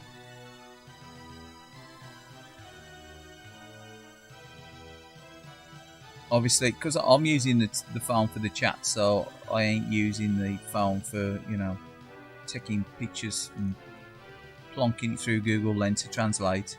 So I'm only going to play a little bit of this, because you really need to use the smartphone and stuff to translate any texts and stuff, I reckon, to get full enjoyment out of it. You know, if you can, you know, if you can get enjoyment from a game that's quite this ropey, it's still fairly enjoyable, you know what I mean? It's something about it, the jankiness of the 3D. You know, I mean, it's almost as lumpy as FMV, but it ain't quite, is it?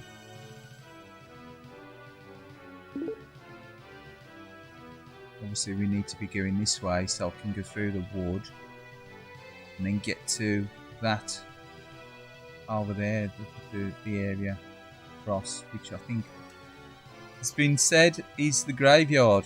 But yeah, I know. I always like to look at this. It's still graphics. I saw it running and I was like, ooh, that's a bit ropey looking. But I still wanted to play. And I picked this up for peanuts, Japanese. I think it's probably about 10 or something.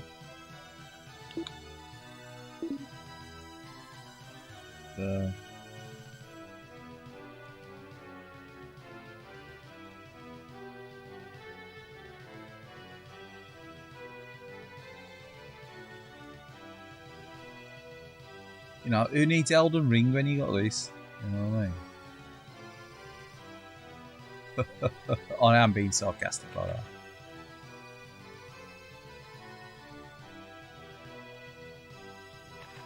See, if you look at the map now, you might find that. See, because it's wrap around the map, the 3D world. It ain't really that big a world, is it? So we've made our way there. Just say we've almost made our way there anyway. We get a wriggle on, check for the trees.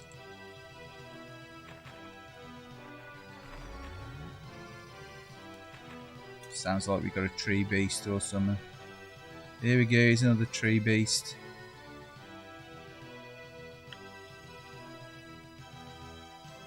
Come on. Time to do some pruning. Come on, tree beard.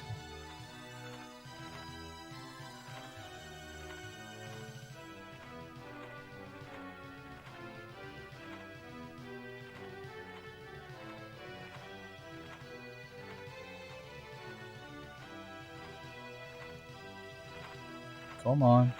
It's all noise, look, keeping a distance. Come on. Show us your chompers.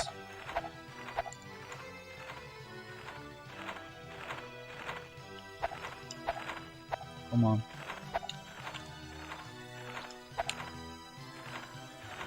Come on. Come on.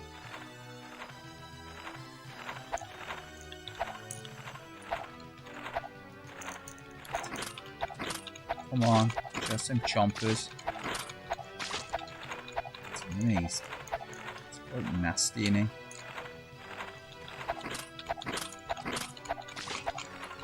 You know, you wouldn't want him at the Chelsea Flow show, would you? Come on.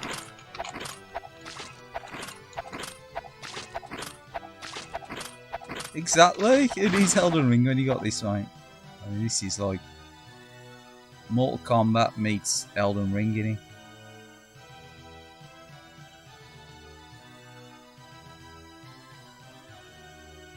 Exactly. Right, what we doing now?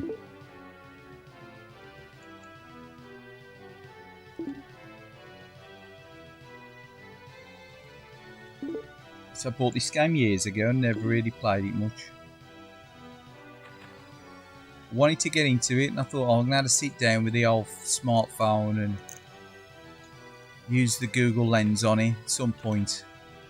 And I have recently, I thought, oh, tell you what, I'm going to give that a go. I'm going to try it, see how it works out with the Google Lens. And it certainly makes, you know, Japanese text heavy games, you know, a lot more enjoyable.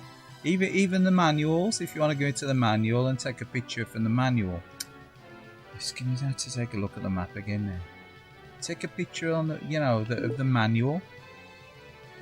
Oh no, I've got to go down there, look. To the bridge to cross over. Probably what a clever move after all, and giving all this way. But yeah, take a picture of the man. Check it. So while you go over the water.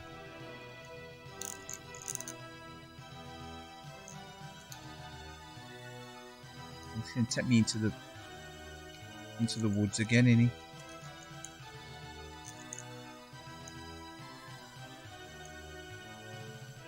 But yeah, I'd suggest anyone that's got any Japanese games, take a picture of the manuals and, you know, anything you're sure about, or just out of interest, just slap it on the Google Lens and translate it. And what I usually do, I save it as a screenshot on my phone, and then you can just go into your gallery after, and you know, it's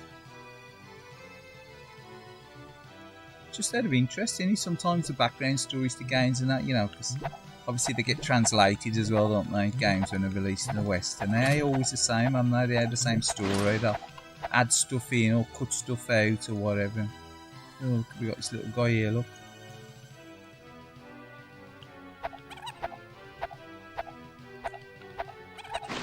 Take that, you little beast.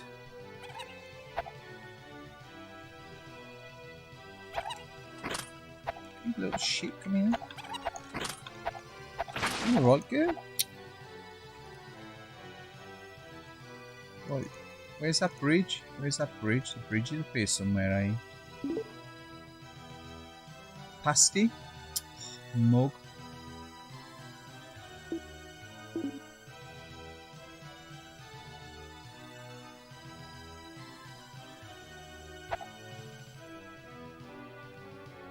This little guy here, look, another one of these. Coal bowl. See, in Dungeons and Dragons lore, they're like little dog men, ain't they? Like little dog creatures. Like a goblin. Oh, let's get the map out again. Look at that, it's right on the right here, isn't it? Where's it? There it is, look, there's the bridge. Should have probably just followed the bloody embankment around, shouldn't I?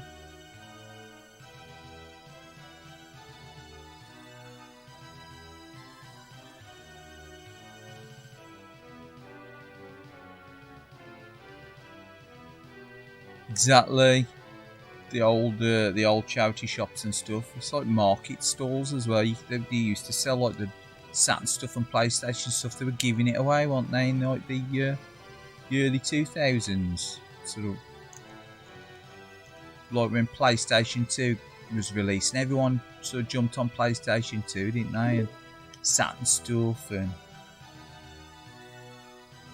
PlayStation stuff was like you could get dirt cheap, couldn't you? It's like even cartridge stuff, the Super Nintendo stuff and that, couldn't you? You could get it super cheap.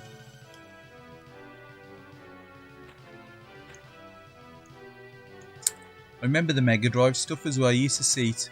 And like the N64 carts as well, early 2000s, you could get them for a couple of quid off the market, couldn't you? No, some in the boxes, a lot of them not. Loads of them, they used to have a typical game used seal of disapproval on them, like, as in they got writing all over them and numbers all over them. Don't know if you remember that. But they used to deface the games.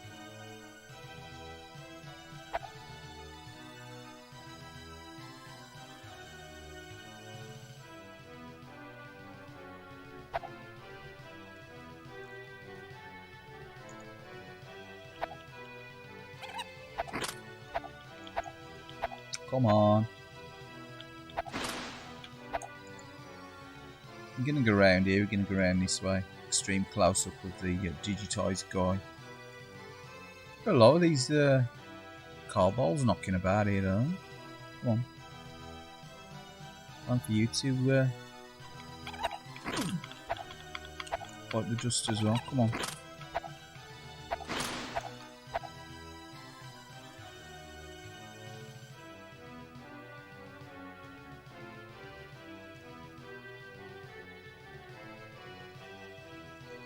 Let's have a waddle round here.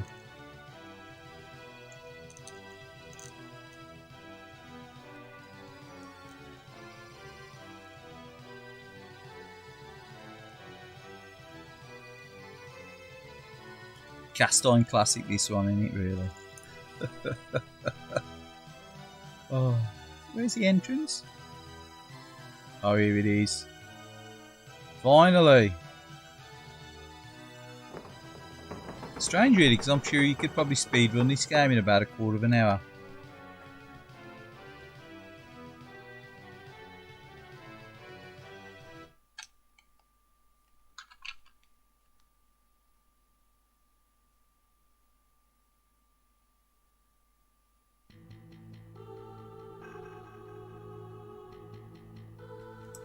Yeah, see, we sort of missold one at the Saturn in the West. It was done a disservice, wasn't it? In my opinion. you know, by Sega themselves. That's sort of like the lack of support, the lack of third-party releases that were bought over. They just, I don't know. They sort of given up, didn't they? I think once PlayStation got the lead, that was it. They give up, didn't they? In the West.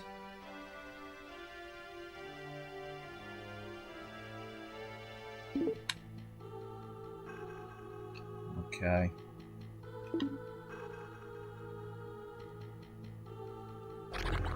What the frick? That surprised me.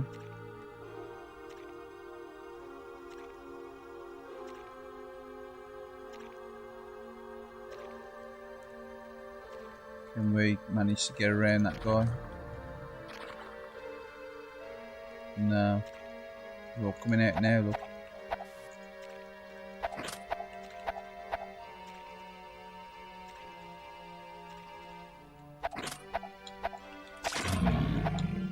Sploosh. One here now, look as well. Look. Come on. It's your turn. Time to slice and dice. Ooh. A bit of extreme close up there.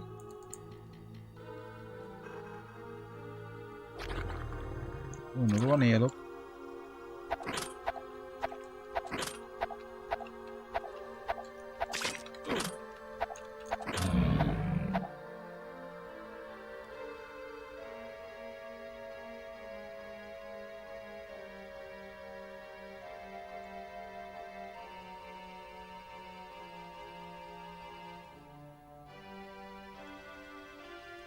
There we go.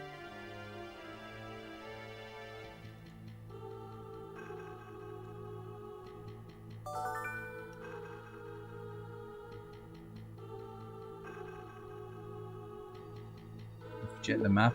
I think that's we need to go there.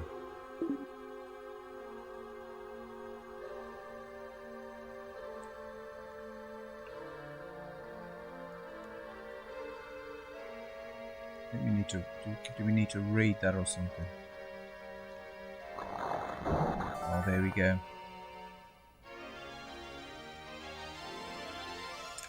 Now, you'll have to forgive me. Oh, I was going to say, I'll have to take a picture from the stream after and see what that said. 8-bit, sorry, I've got 8-bit boy and 8-bit SNK, but alright, 8-bit boy UK, alright mate. Alright, yeah, this is Saturn's answer to Elden Ring. Virtual Idoloid.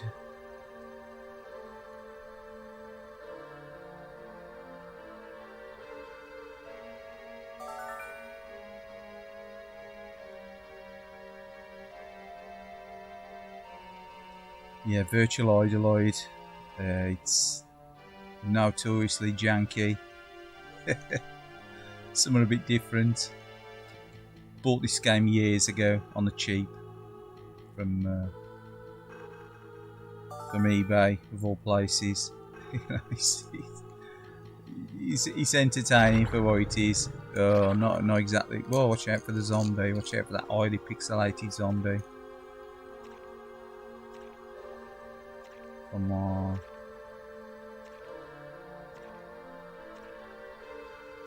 What's he doing? He's doing the dance, look.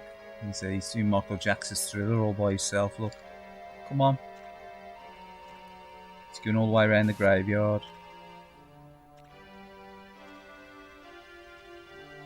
No worries, mate. No worries, yeah. Always nice to see anyone on the chat. Join in. Yeah. So I'm going to have a go on the old Mass System Challenge again this week.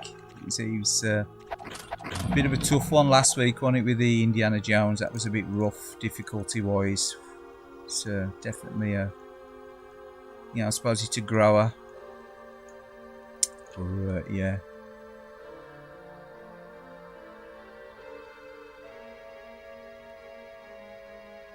I think now it's time to move on from this map, maybe. There's something up there. Looks like, is there something up here? Something nice hidden in the graveyard here. Oh, what's this? Oh, what's that? Hey, steady on. Another one. Another one of Michael Jackson's friends. Let's go here. Come on.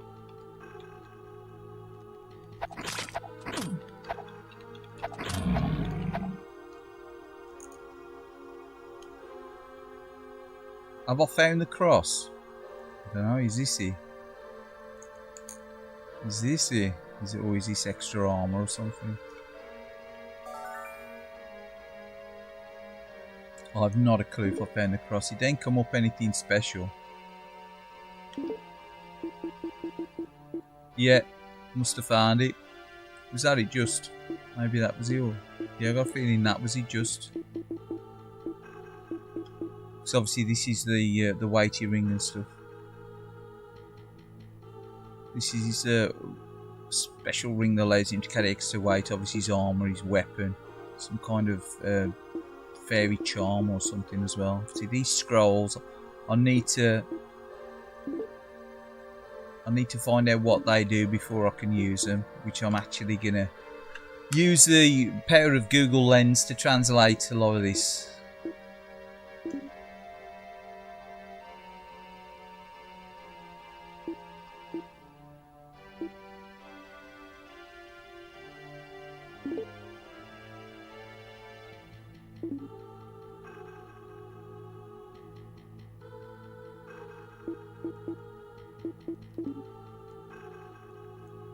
Yeah, I do believe now, if I go back to the main map... Oh, let's get out of here. There's too many of these zombies annoying me now. They're everywhere, look. Obviously... What's going on? Getting overwhelmed by the zombies, look. Come on.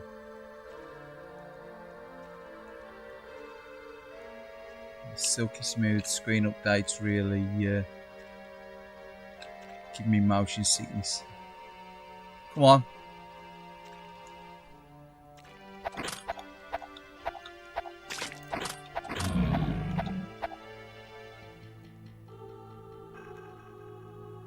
Yeah, I think let's get out of here.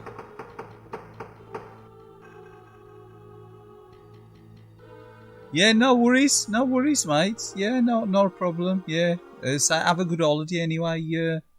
8-bit boy UK and the Mass System Challenger. Yeah, I'm definitely gonna have a go at the submarine one this week. That one looks like a bit more fun than the Indiana Jones. A bit more my thing, I reckon.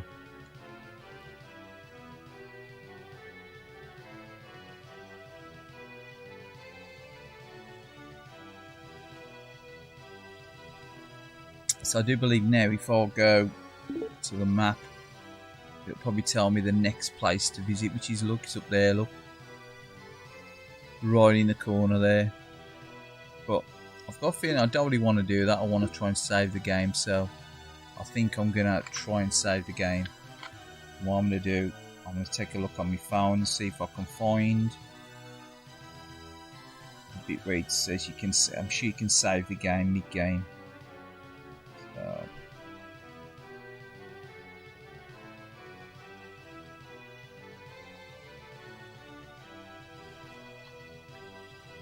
So bear with me, I'm just going to have a mess around with the settings there because I want to save the game at this point. So I don't want to progress too far with not knowing what's going on with the scrolls and things that I've picked up. So we're going to get to the screen here, the options screen. And I'm actually going to use my phone now, take a picture of it and Google Lens it so I can translate it.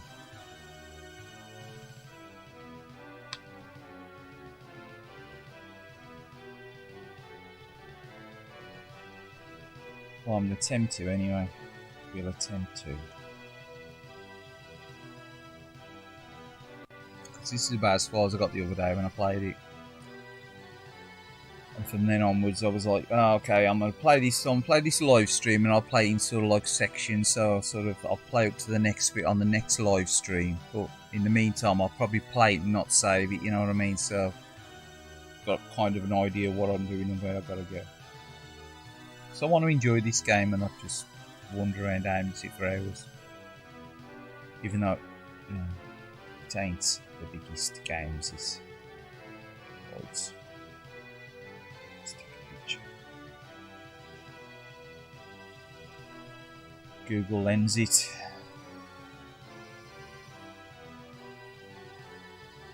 And it wakes up.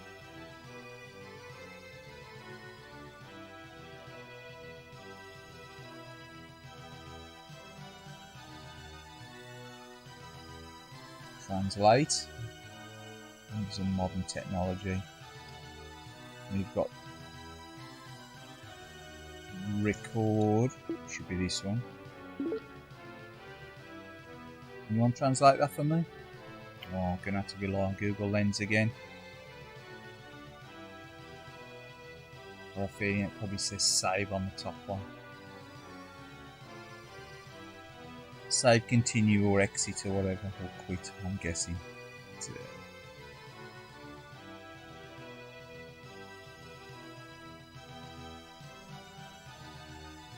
Yeah, wonders of modern technology with the old Google Lens.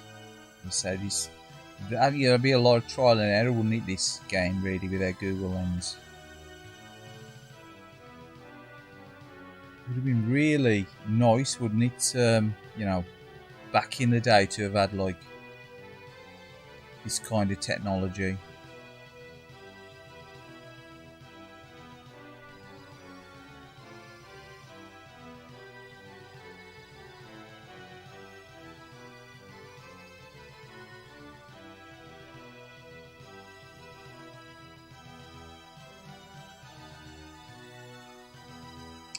So you've got record of progress, so it's like saving the save slot. I'm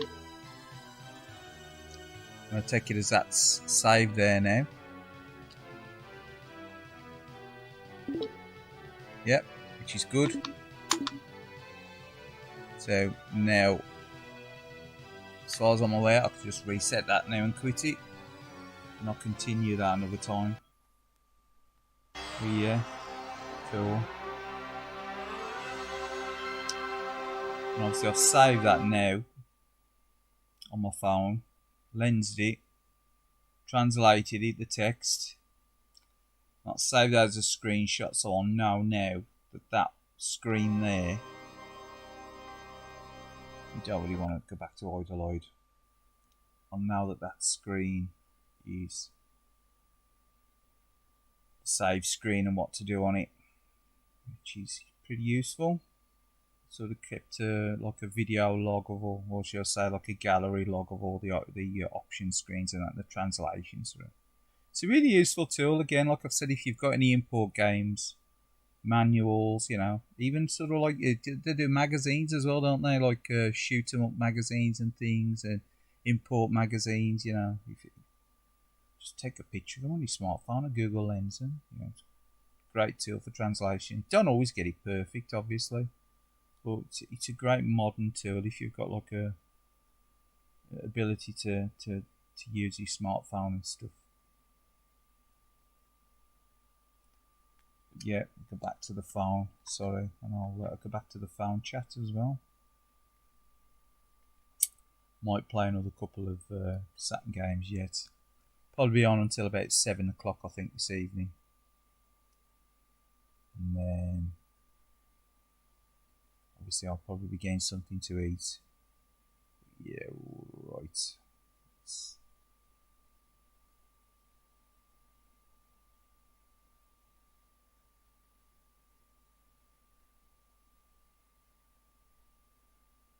Takes a while to get back into the old YouTube app. Come on.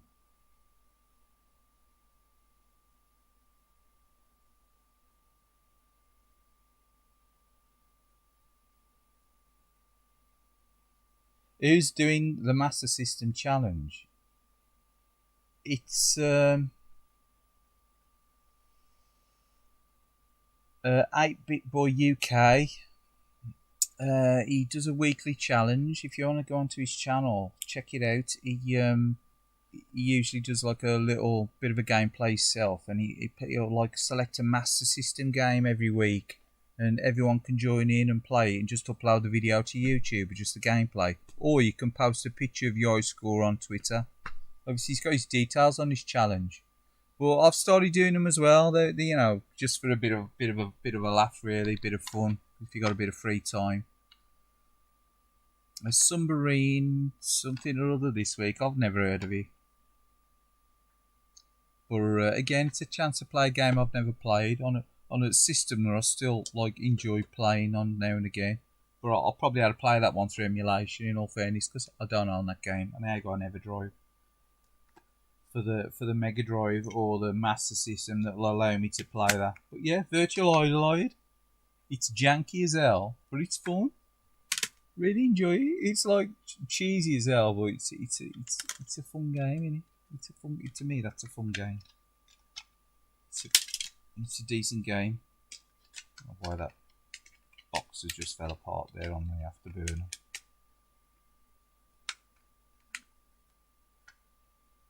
But yeah, I sort of give a game away, didn't it? Just going to put Afterburner 2 on.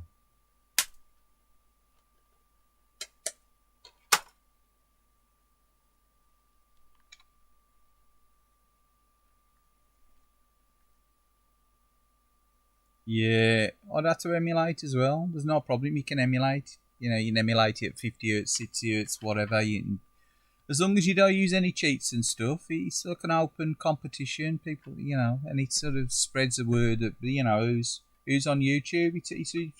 I keep meaning to add him to like the recommended channels because, you know, it's a fun thing that anyone can take part in on YouTube. Again, I sort of like the high score challenges and things.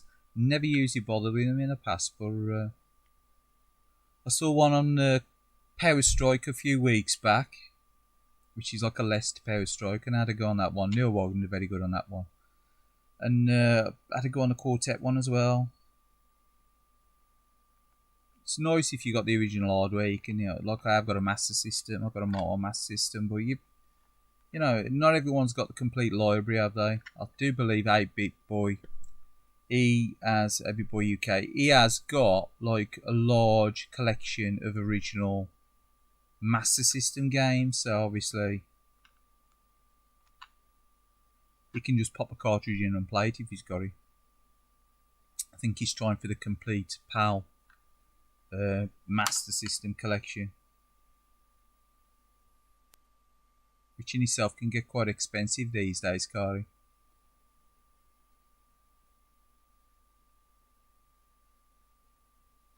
I ain't bothered about the save game on this. Unfortunately, I need to get one of these memory cartridges again now. I did have one back in whenever, and I bought another one again.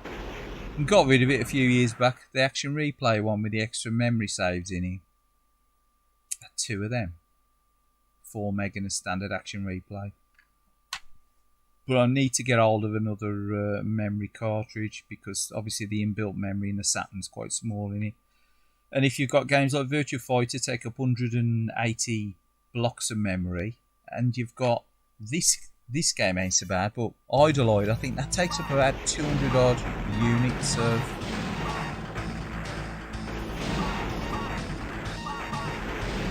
memory as well. It's loud.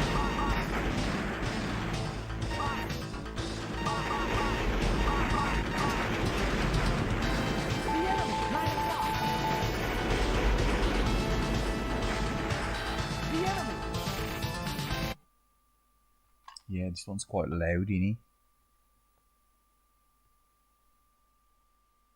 This is a loud game, isn't it? And knock that down a fraction. But yeah, I think Idoloid takes up loads of space on there. So obviously, I'm having to save the Idoloid game, so I want to play it in chunks. But obviously, once I've finished Idoloid, I'll probably delete the save because it's absolutely destroyed the memory space on the Saturn that's built in.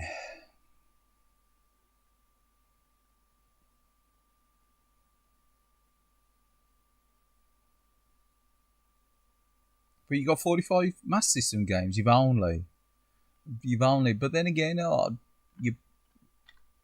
while I've got nothing against people getting full collections of games. You know, if they're really dedicated to doing it, it's, you know, it's an hobby and an interest. For me, I've never really gone the whole full collection route with any system in the past. Not meaningfully anyway, you know what I mean? No,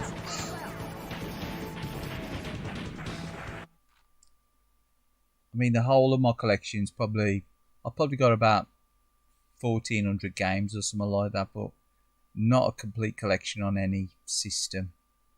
I think my last count So I do about 1400 games. That's more than enough that I'll ever need in my lifetime probably. But Master System games, I think I've got about 16, 17.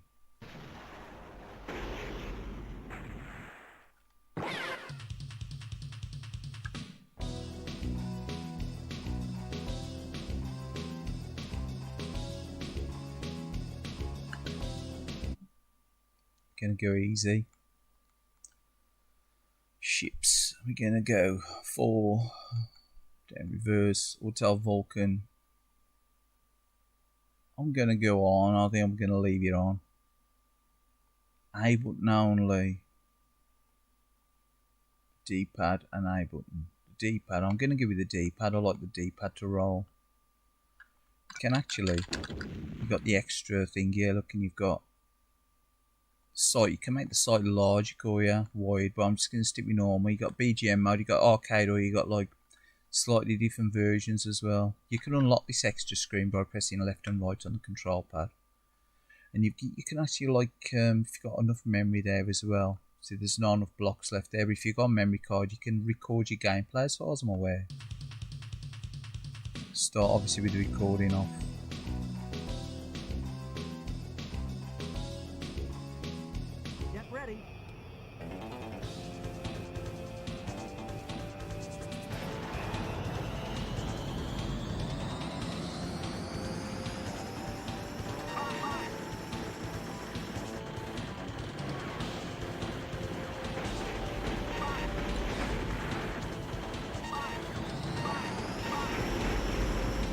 Brilliant conversion this one. So I like the roll with the pad. See, like as if you're using the arcade stick, and not really able. Could probably have turned the Vulcan off actually and just use the button for the Vulcan.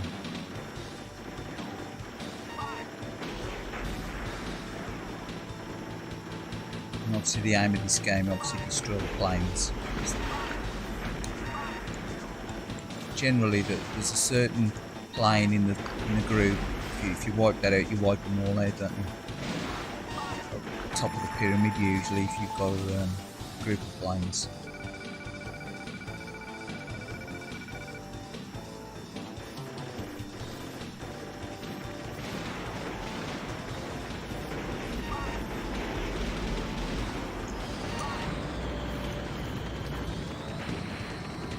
Trying to get the speed set at the correct level. I sort of just get it just about halfway.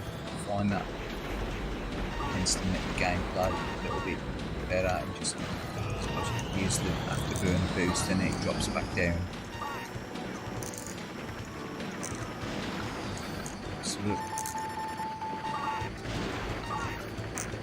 this is easier to play with a 3D control pad.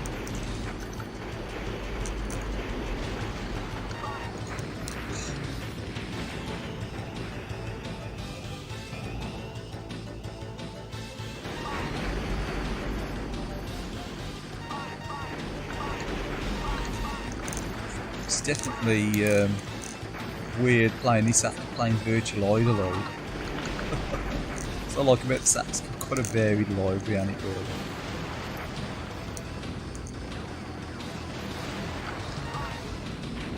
Oh, wiped out again.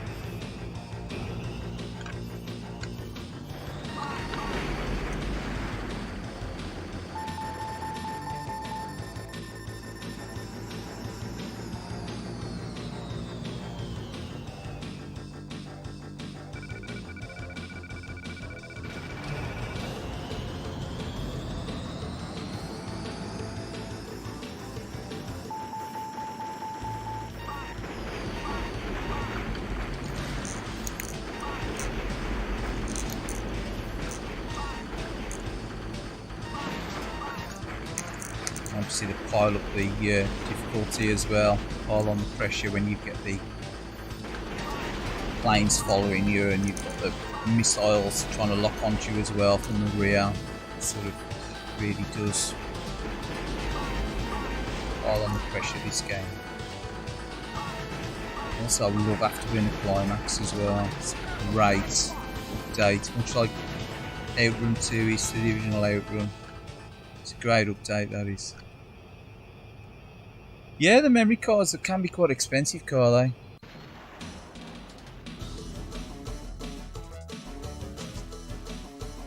Yeah, I know you have the sort of the Saturn King in you. Ooh, to stick some videos up on YouTube, your collection, you know. Dust them off, get them out on display, you know. It sounds like you got an awesome collection there.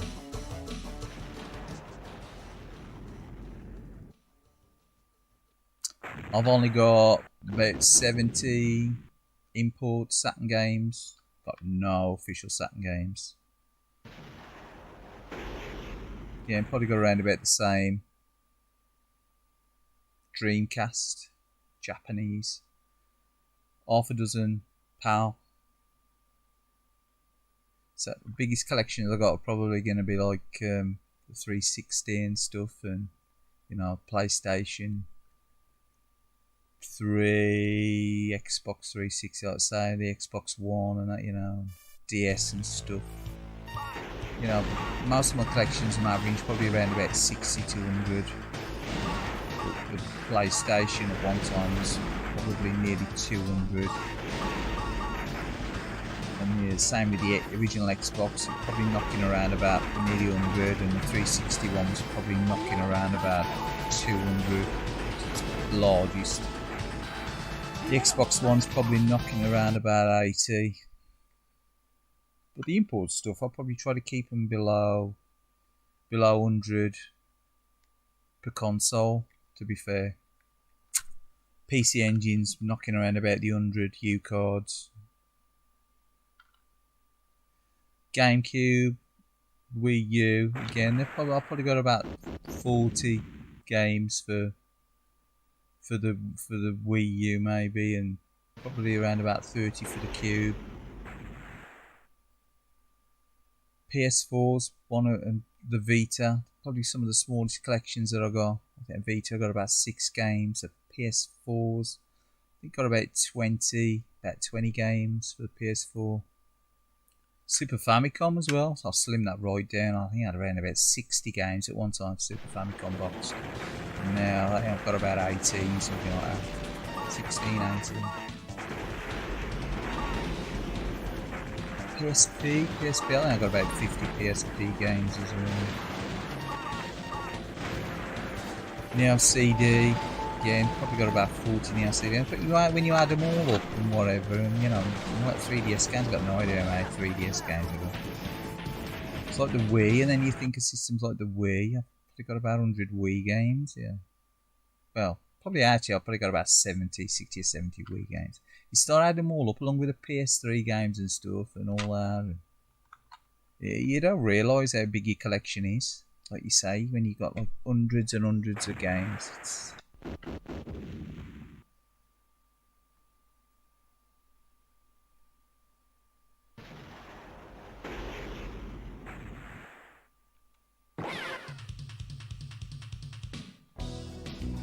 Get ready.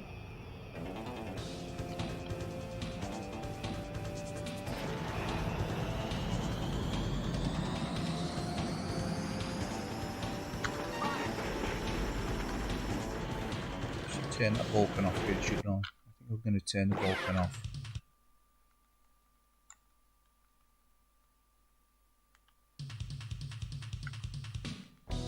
Get ready.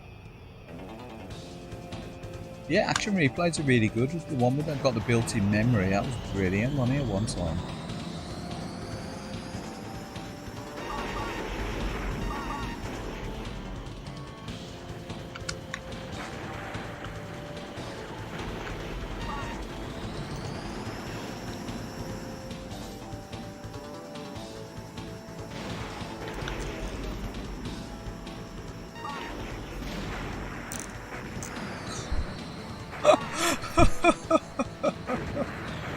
Oh, that was awful.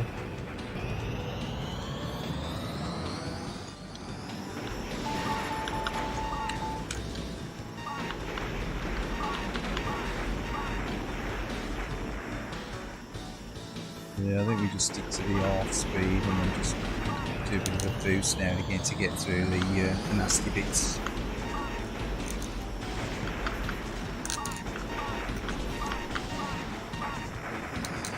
Man, this is rough, isn't it? This is tough, rough and tough. Definitely got to be on your toes. Sound like the Master System version, is it?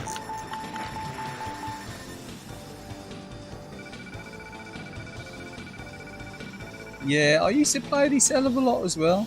You know, I can used to have it connected to the CRT and that. But this seems tough. Seems tough today.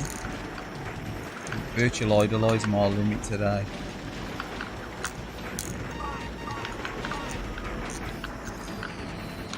Yeah, too much random movement on the screen. He ain't sort of goes to like circle the enemies, ain't you? To stay out the way. You ain't got to move back on yourself, have you? For the avoid the missiles. Now hesitation and like that. That was a silly move.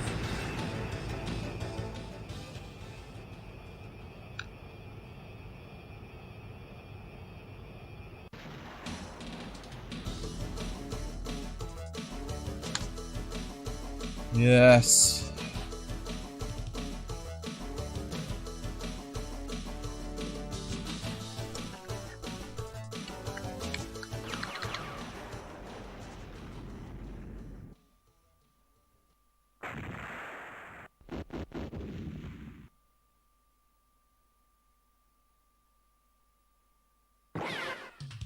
Let's try it again. Come on. Ready.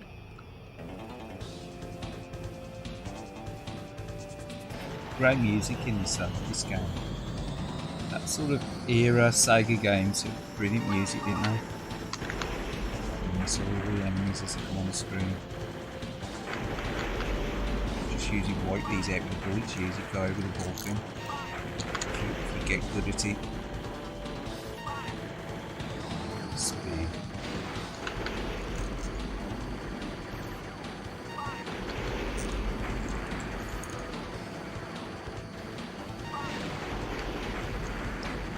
So you get the audio cue, don't you? Obviously you get the boxes appear on the planes, but you get that cue as well, don't you? The audio cue, the fire, obviously it's telling you. Fire your missiles.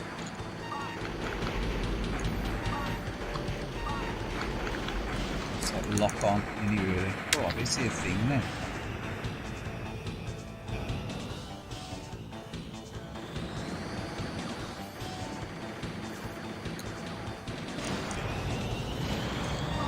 Game really does thunder along now, don't it? No, better than 32X version.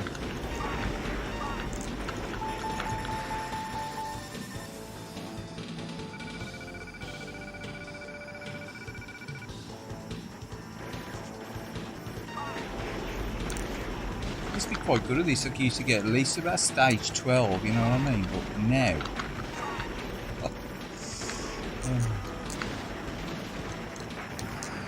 I don't know what I'm doing today.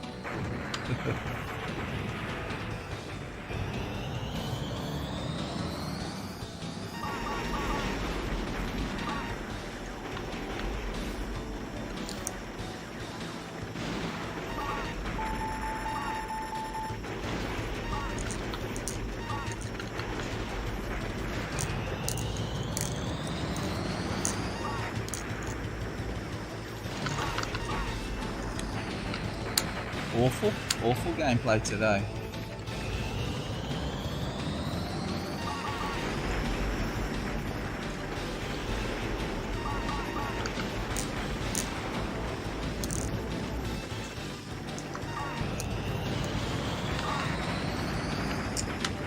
Yeah. Obliterated.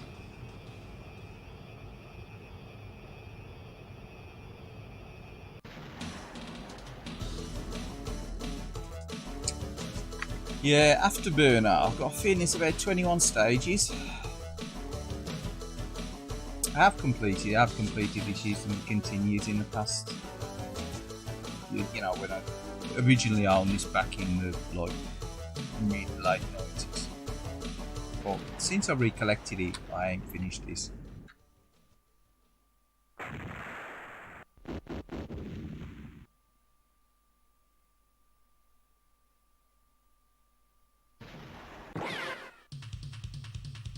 Let's go for it again.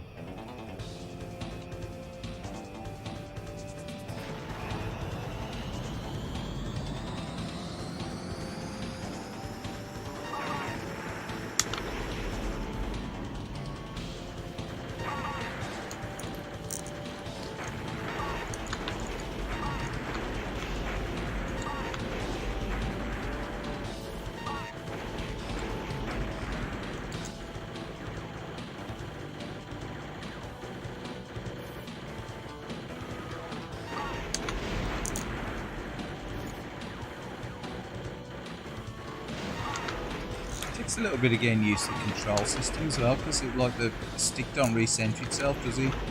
Like on a lot of versions of Afterburner, the plane automatically recenters itself. Yeah, this is very much like the arcade, isn't it? Kind of the yoke's floppy, isn't it? In the arcade, don't really center itself, does it?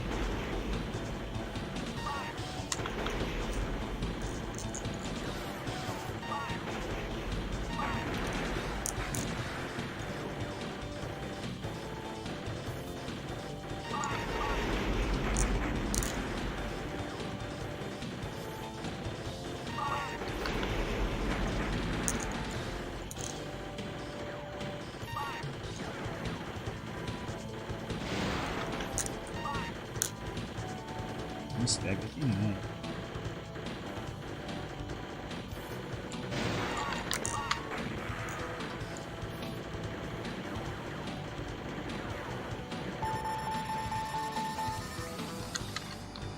Use a sort of, if you hit the A, B, C and do a bit of a waggle with the controls, you tend to get that hidden message as well, do you?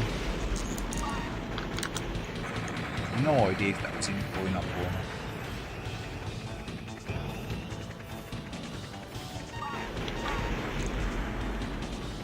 Yeah, that's the only thing, see, it's like 80s decades, isn't it? It's decades when I originally bought this on the Saturn, so it's to what, about 35 years old, this game now.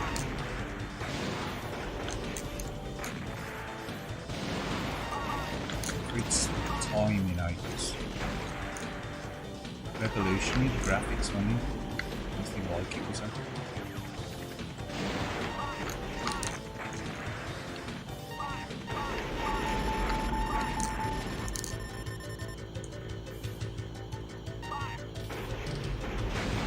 I think these sort of super scalar graphics a lot of the times have aged better than early 3D polygons, you know.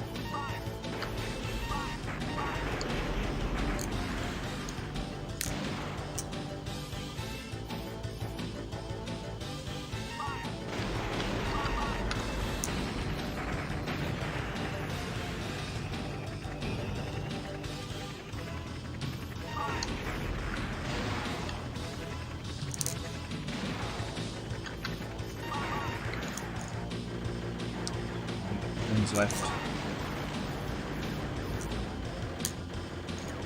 Start to use the afterburns to get through to the end of the stage. Tried to use the old circle manoeuvre, don't work, did he? So these bits are missing out the Mega Drive one, won't they? The runway levels.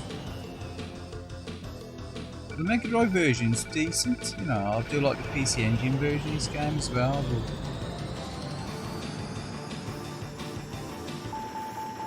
yeah, something about rescuing somebody like Mac or something about the enemy, wasn't it? But something about the princess or something. Yeah, I think it was just some kind of like code, wasn't it?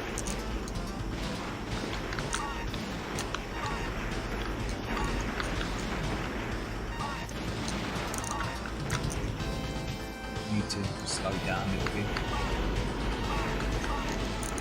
Gonna get the enemy!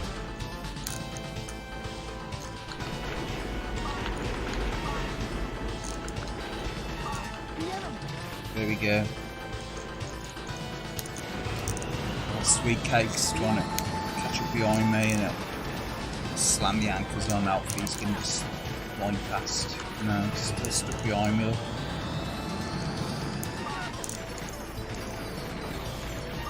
Careful, yeah, be careful. Be careful, you got some guy trying to shoot down your exhaust pipe. Brutal.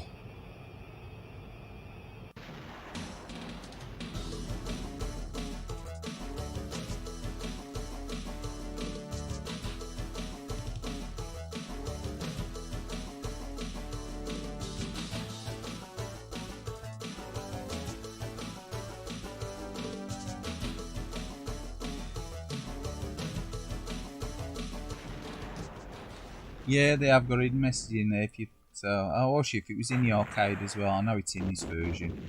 What I do like about these Sega Ages versions as well, you can actually choose like because insert coin car. There's a sequence where you can put the second pad in there and press like left, right, and whatever, and you can have like ways of making it mimic the coin up with the insert the coin car. You insert your coin rather than just pressing start. But obviously it locks out the options and stuff as well, doesn't it?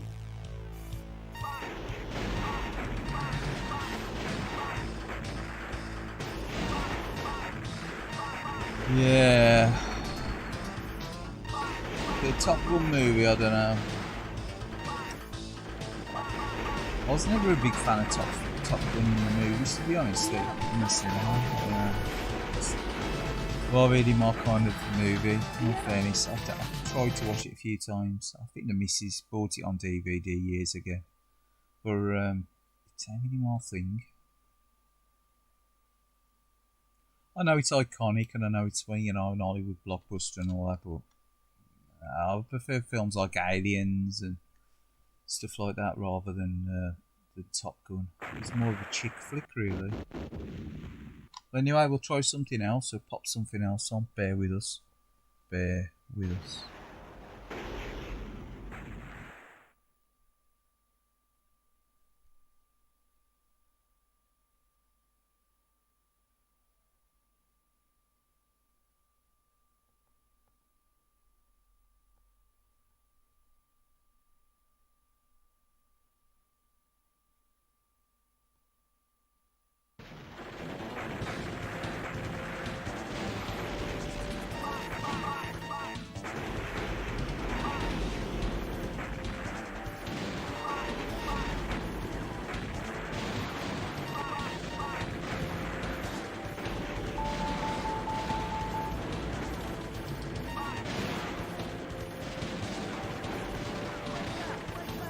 See, this is how you play after doing it. Oh, it says as the computer decides to destroy itself as well.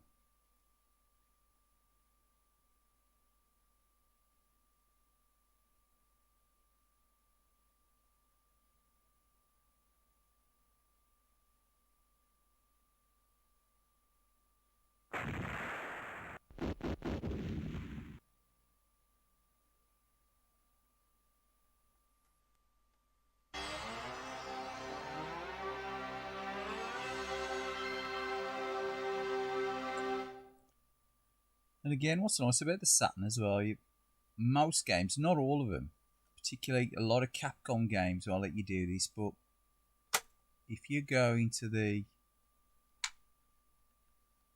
basic screen, this screen here, you can get access to the music within the game, generally. So you gain like a soundtrack disc as well, ain't you? You gain a soundtrack disc. So back when you could get like Sega Rally for $2.99 out of computer. Well, it wouldn't be Computer Exchange. It'd be like Game Station and that. Get it for $2.99 in a battered box, but the disc could be okay. You gain a soundtrack disc as well. That's what I used to think. Oh well, I think some of these discs probably good value if you just wanted the soundtrack to Sega Rally or whatever, or whatever game, Virtua Fighter or whatever. It's like this, you can just use it as a soundtrack disc, can't you? So I've ripped the music from these in the past, using the laptop, PC, whatever, and just saved them as MP files, you know, MP3 files.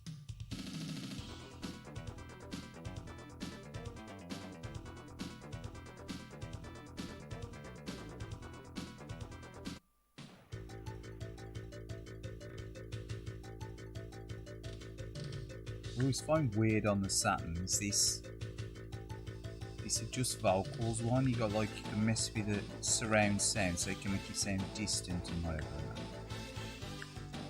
And the vocals one's the weirdest one, isn't it, that pitch?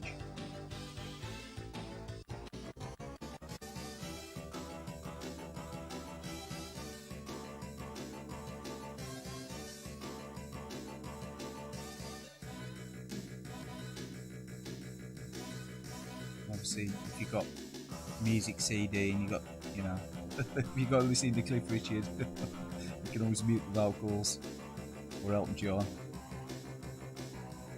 or Rod Stewart, or any other classic.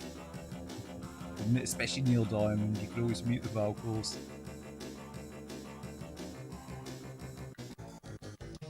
Or you can go the other end.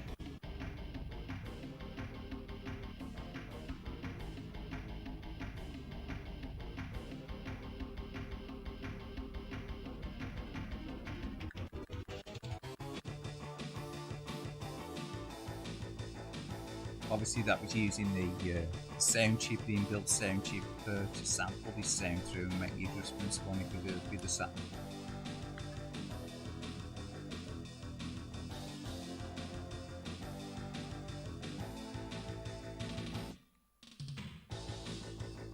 But yeah, anyway, enough messing around.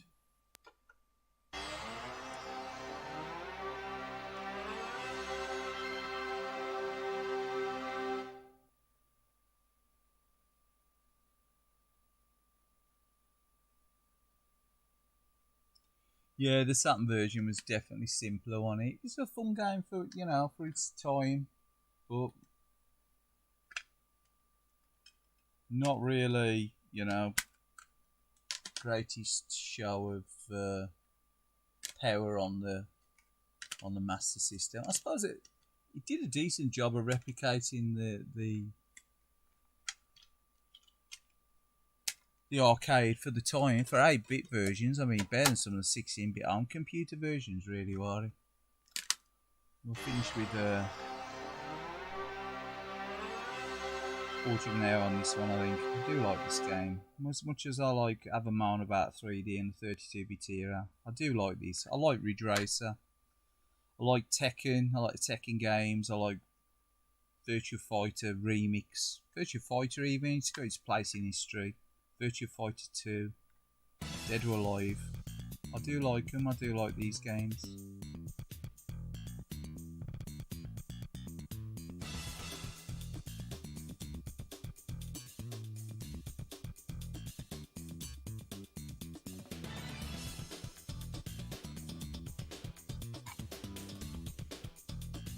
Anyway.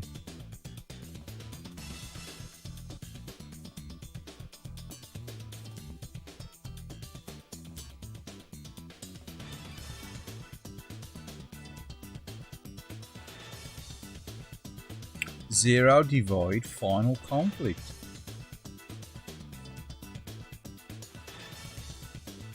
Yeah, I don't blame you. I love this game. It's great, isn't it? Saturn version's really good as well. Sega Rally Championship.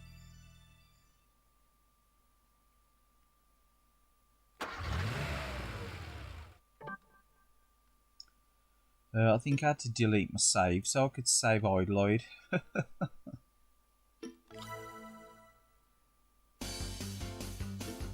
Yeah, I need to get a memory card for this. I need to get another memory card.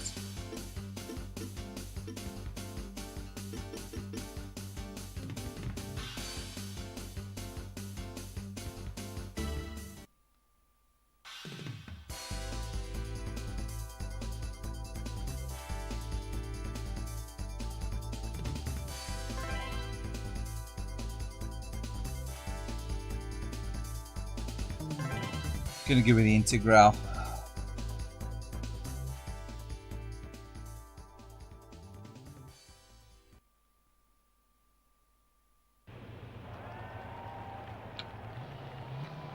Three, two, one, go. Easy right. Easy left. Easy right. Over jump. And again, Sega made sensible moves with this game, in my opinion. Oh, in fact, that's looking at the stream, so rather than looking at the game play. They sort of made sensible, changes with the game when they ported this to make it work on the Saturn. They tried to push too much graphically, and the control system generally is really good, even digital with the pad. It's hard to fault this game, especially gameplay wise. Such a cracker.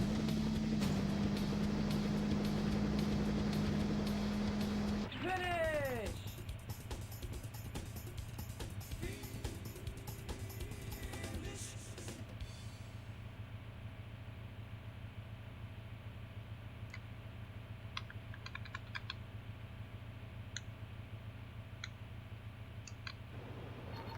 3, 2, 1, go.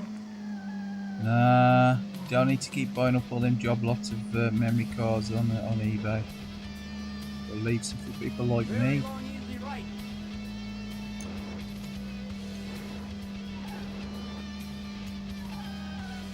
Long, easy right, maybe. To be fair, I did have a look the other day. I saw a few, Very long, easy not in the greatest condition, but I ain't bothered about the condition of a memory card, you know what I mean?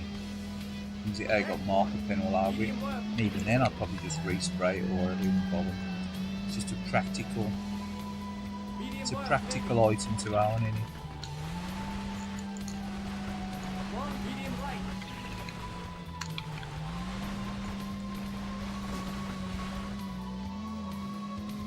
Caution, Music's hairpin quite right. on this, so I'll turn it up on the next go.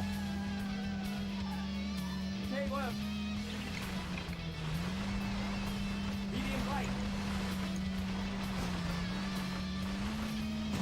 Easy right, easy left.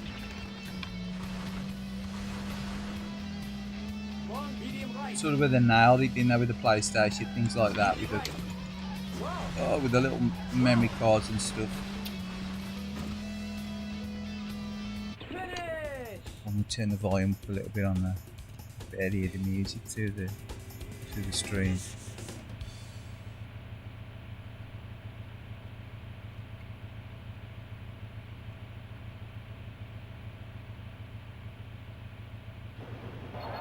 Three, two, one, go. Easy left. Easy left. Easy right. Easy left. Checkpoint. Take left. So I'm feeling like actually playing a few games today. It's it's nice to be on the game train again, playing a few games and enjoying them. Caution. So Hairpin I had a bit right. of a lull recently. I wasn't really that bothered about playing too many games, to be fair. I think when the weather's nice as well, you tend to enjoy being out and about more and doing things rather than being in the house rather than on an evening maybe when you've got nothing better to do. We're Easy left, maybe. Medium left. probably going to be eating the Xbox later on this evening. Medium I right. would have thought. Checkpoint. Easy left, maybe. Easy left, maybe. Long, medium right.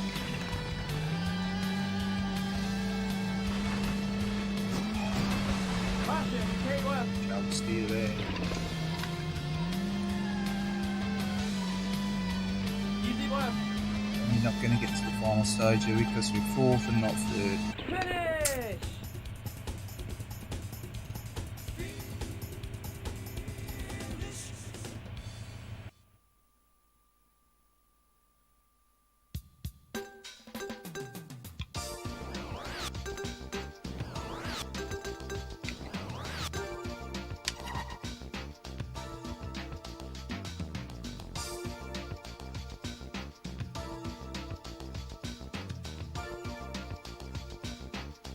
Go on, we'll have a replay.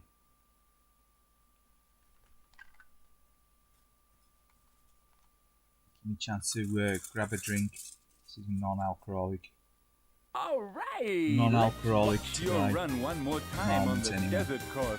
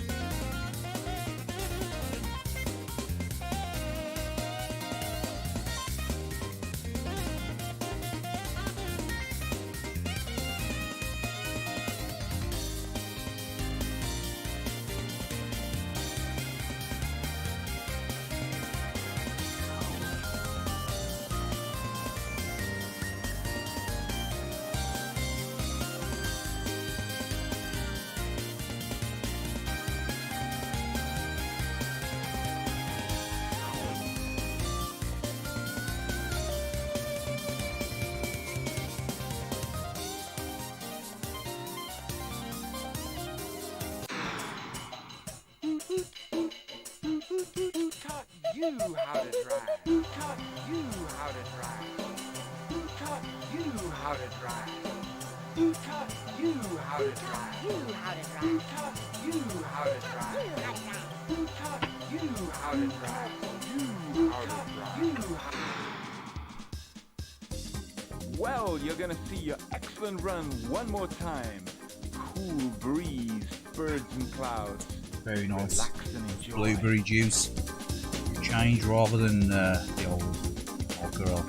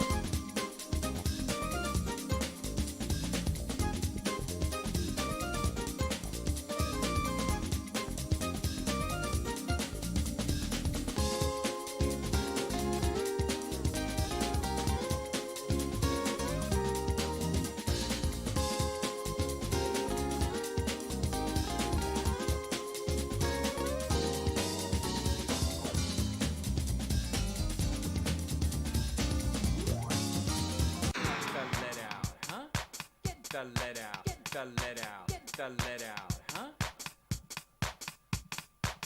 The let out, huh? The let out, the let out, the let out, huh? Remember seeing the picture of this in Sega Saturn magazine. The let out, the let out, the let out. So I can't wait for this to get released. Let's watch. The key to victory on this cool course is... Or was that Edge magazine actually? It might have been Edge magazine. You know, only patience is not enough to win. Yeah, I think it was Edge magazine. It's more. I was looking more forwards to the Dreamcast during the Sega Saturn magazine era.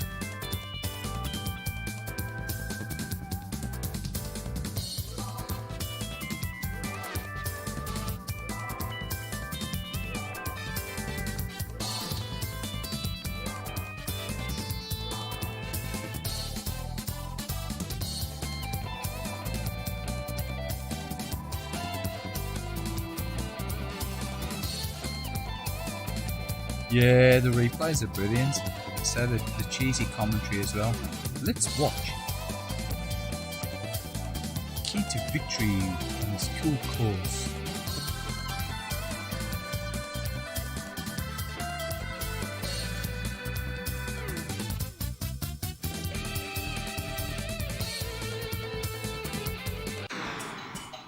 Who taught you how to drive? Who taught you how to drive?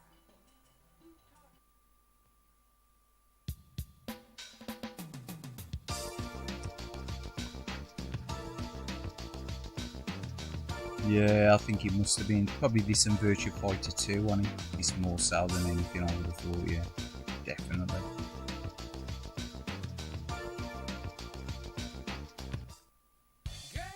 Actually, I'm going to put one other game on as well. I was going to probably finish around about 7, but now we'll go for another game. Why not?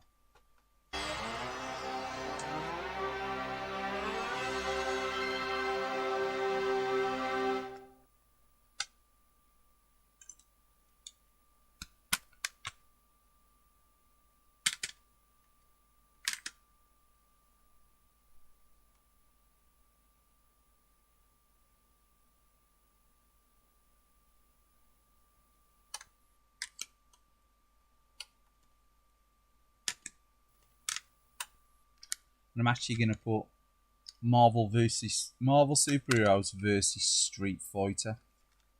I needed to power the system off to put the 4 meg cart in because I ain't got the 4 meg cart in. So you're going to put the official 4 meg cart in, the Capcom one, the Sega one. You know, that one. So we're going to plug that in there and cart below. And I've got this one. It's not the boxed version. It's the loose version. You know, the Marvel Superheroes versus Street Fighter. Managed to pick that up. That's fairly cheap. I remember probably how long it's been now. About 8 years ago, whatever. I think it was about 40 quid. What? You ain't got Children of the Atom? I thought you picked that up, so. I nearly put that on actually. I nearly picked that up off the shelf. I thought I select a few games. I mean, I've only played a handful of the games that I've picked off the shelf, to be fair. For yeah, Children of the Atom's good as well. All the Capcom beat 'em ups really are pretty good on the Saturn, especially the RAM cart as well.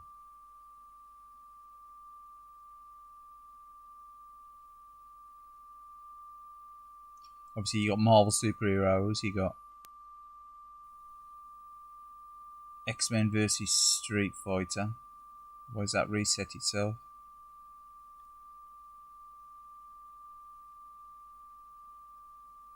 It's a bit freaky.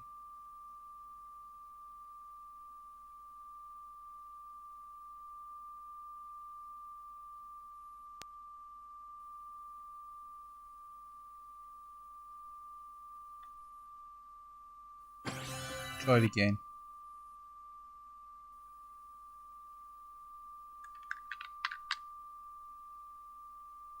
Maybe it's a memory card, maybe I need to swap it. She's compatible with the 4 meg one in. There we go. The strangeness. Are you ready, true believers? Capcom and Marvel have joined forces once again to bring you Marvel Superheroes versus Street Fighter. What spectacular action! Don't miss out on the enjoyment of a lifetime. Video sensational thrill! Don't miss the most amazing tag team fighting game ever. Are you ready for a new challenge? Yeah, I got the X-Men versus Street Fighter, so I've got this one off a change because I can't remember the last time I played this.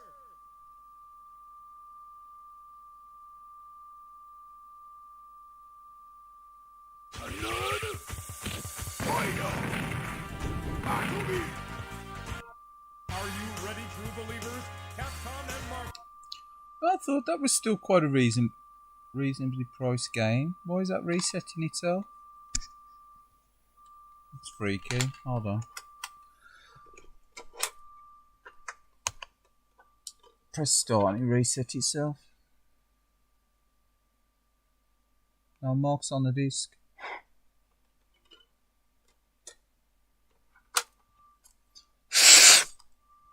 That's an odd one. Let's try it again. Freaky deaky. I'm sure it says that that's compatible with the 4. Oh, it's incompatible with the 4 meg one, is he? But I think it's compatible with the 4 meg one.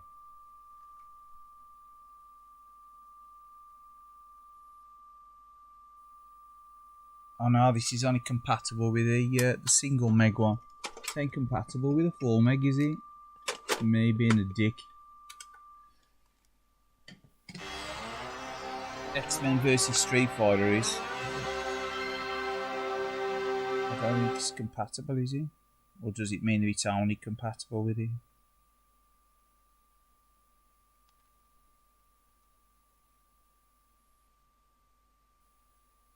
Oh no, it says yeah, you need to put the 4 meg card in, do you? Oh, I don't know. Don't know what I'm doing. Let's try it again. Retro, eh? Retro for you.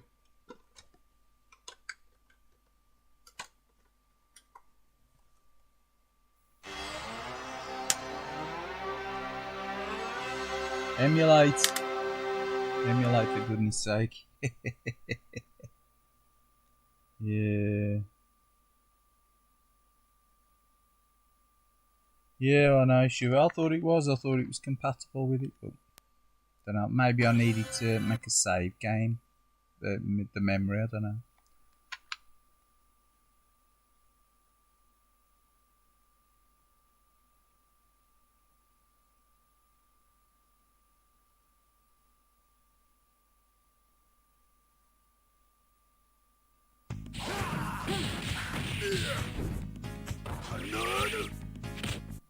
Are you ready, true believers? Capcom and Marvel. So, yeah, maybe I need to make some space in their memory. I don't know.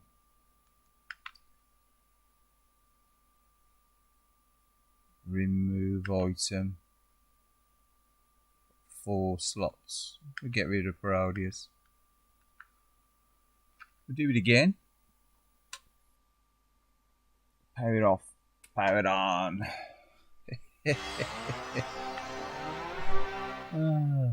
Sega Saturn live testing on YouTube.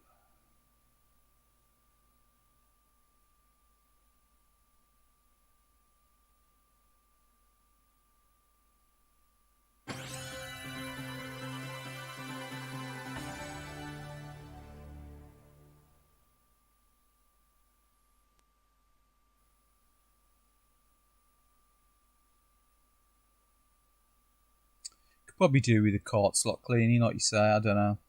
Can't remember the last time I used the 4 meg expansion.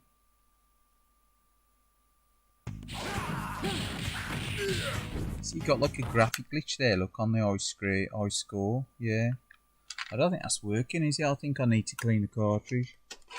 Tell you what, we'll play something a bit different. Maybe that will work.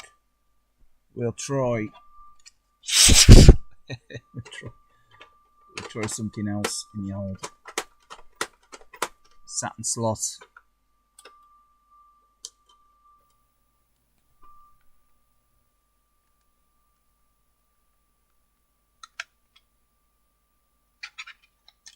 I say it ain't a mark on my disc. Definitely played that several times in the past. I think I probably need to clean the 4 meg card because it's just been sitting on the shelf. I should have probably put it back in the box. And where's the game that I'm looking for? Is it here? Is it here? Probably here. It's probably still on the shelf. Is it here? Yeah, it's here.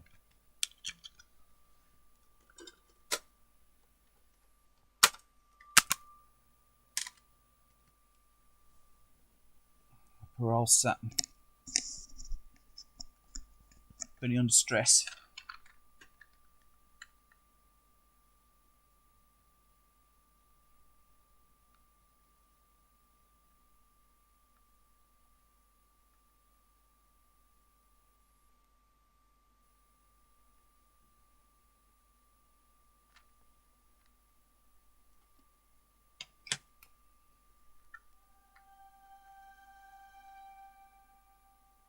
Let's say this is a ROM card game, not a RAM card game, so.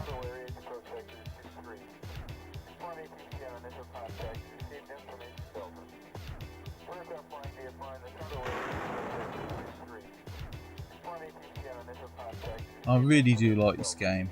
I've got it on the AES as well.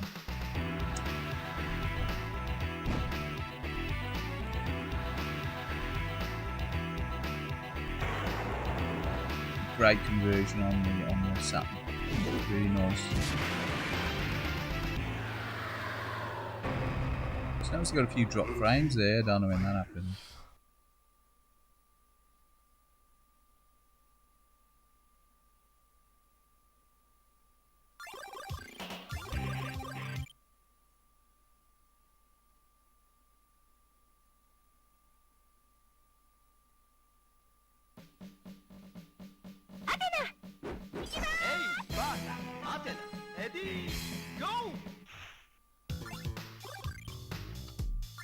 Again, you're going to go on easy.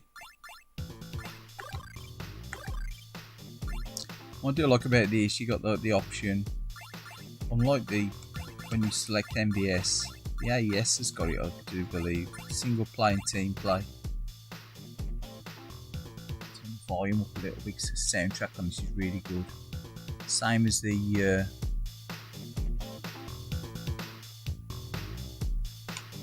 the Neo Geo version, the AES version as well. It's got the chip tunes rather than the Neo CD tunes. Don't mind the Neo CD tunes, but I always prefer the chip tunes over the Neo CD. The orchestrated music, it's a bit elevated music in it sometimes. I do prefer the original just chip tunes.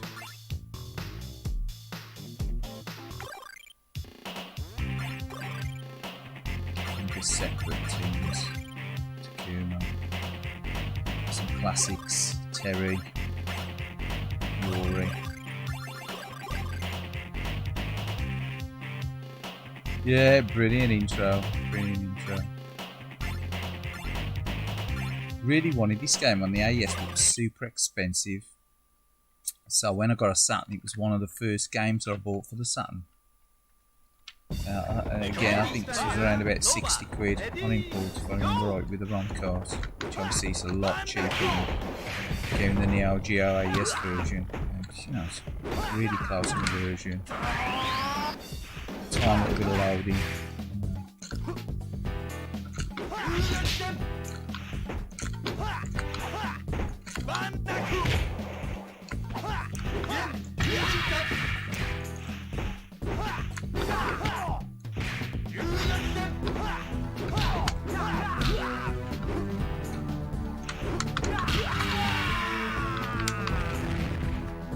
Got to get a feel for the pad again now.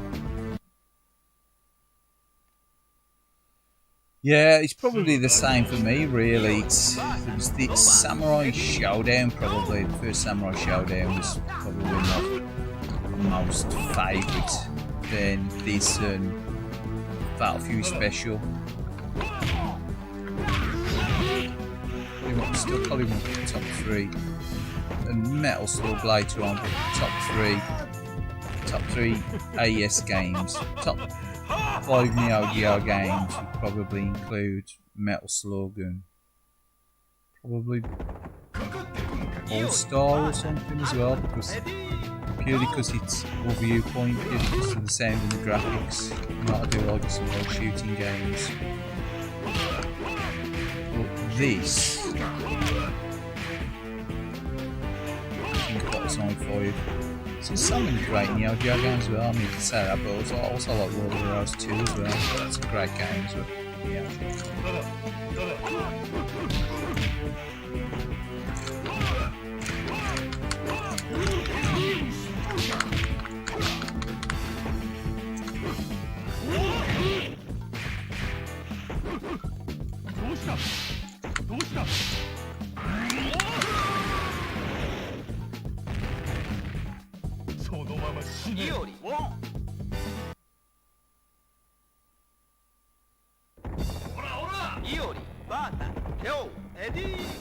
See, I really wanted the King of Fighters like 94, 95, but they were really expensive.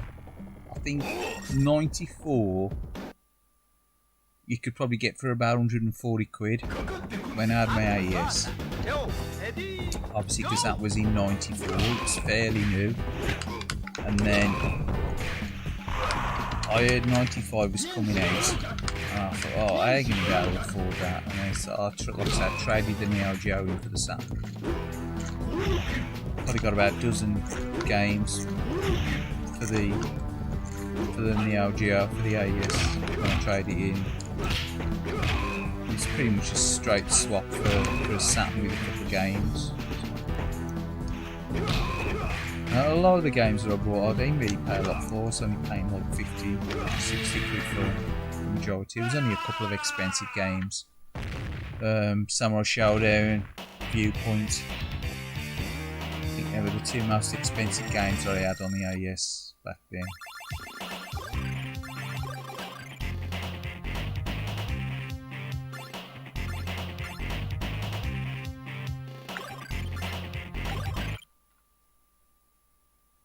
I mean, even Cyberlip, I think I only paid about 40 quid for Cyberlip. Ready, idle, ready, go!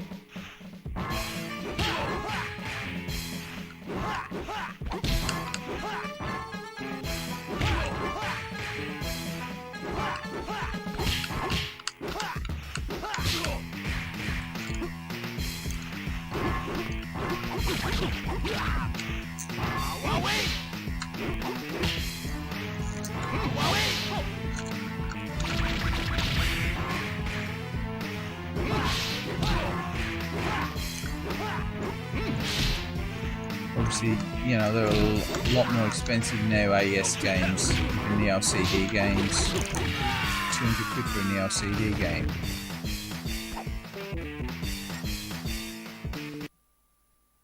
I think Metal Slug on the Neo CD is like a 250 quid game now, isn't it? Which, like, you know, a lot of the earlier games, like Cyberlip as well, they're 150 quid games on the LCD.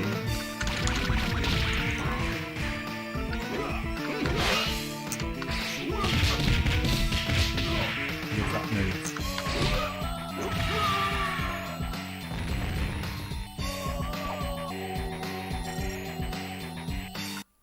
Yeah, and to be fair, if, you know, I like Cyberlip, but if I could get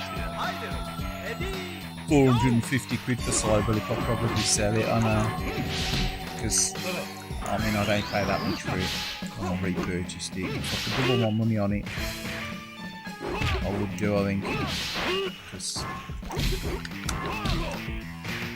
it's going to come a point when, you know, they become it's that expensive that no one's ever going to actually purchase them. They're just going to be like just sitting on auction forever, ain't they? Just sort of pricing themselves out of the market.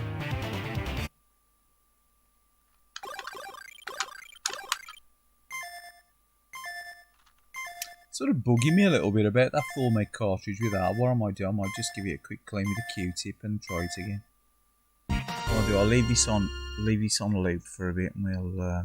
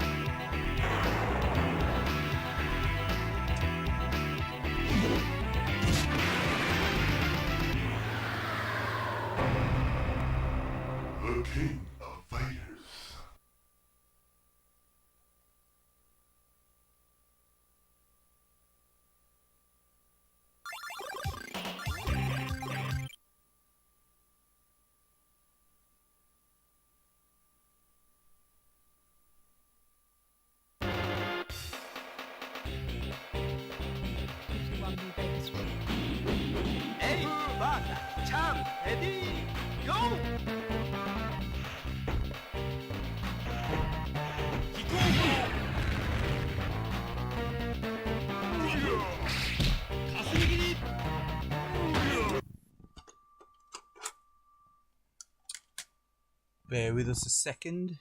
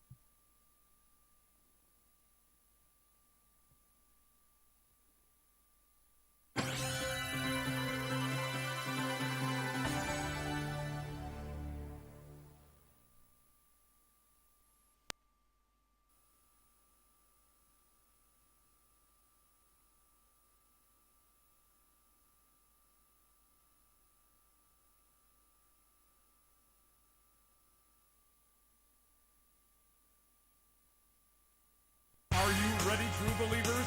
Capcom and Marvel have joined forces once again to bring you Marvel Superheroes vs. Street Fighter! What spectacular action! Don't miss out on the enjoyment of a lifetime! Behold, amazing fun! Don't miss the most amazing tag team fighting game ever! Are you ready for a new challenger? Marvel Superheroes vs. Street Fighter!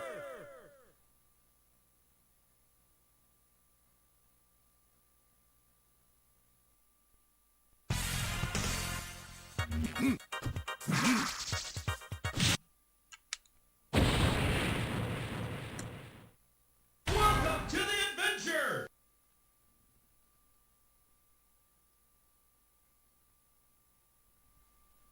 Well, that seems to be working anyway, which is a bit of a relief. I didn't really want to go out and buy another 4 meg card. That was really annoying me, getting on my irritations. At least that works. It's always a bonus. Just needed a bit of a clean with the Q-tip. Seems to be running A-OK with it, thank God.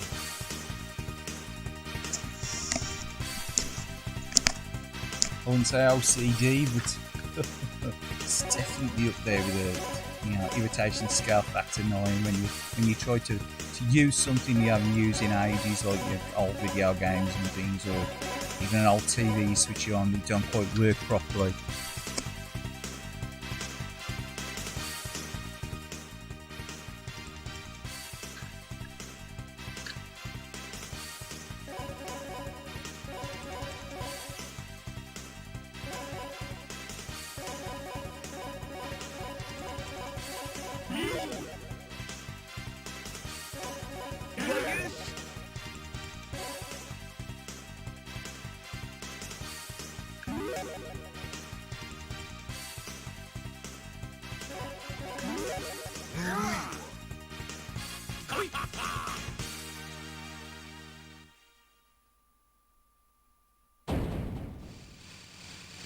Again, they did reuse a lot of these graphics, didn't they, throughout the series? The Street Fighter and X-Men, the Versus series, Marvel,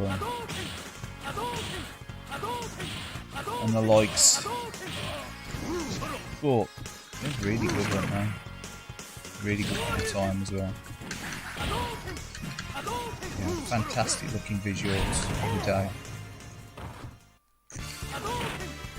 But again, I love King of Fighters 95 as well. I will play that again after I play this. I just want to make sure this is, everything was working okay with that 4 meg card. He's bugging me out.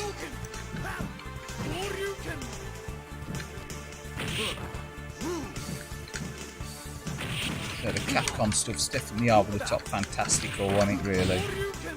Whereas SNK stuff's definitely more gritty.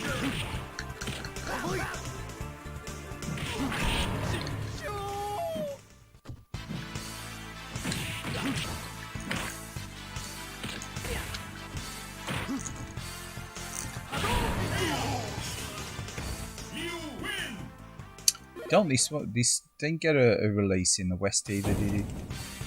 I think it was only Marvel Superheroes got a release. If I remember right, Palland.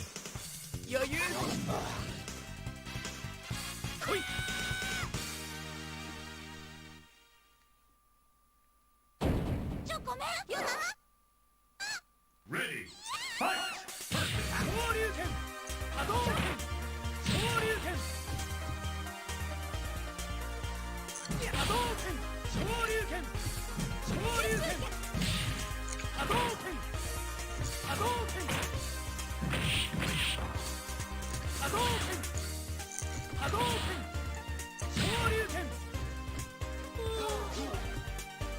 And again, it's really nice to play using the original hardware, even though it's got its faults, obviously, with the with the cleaning of the contacts on cartridges and things.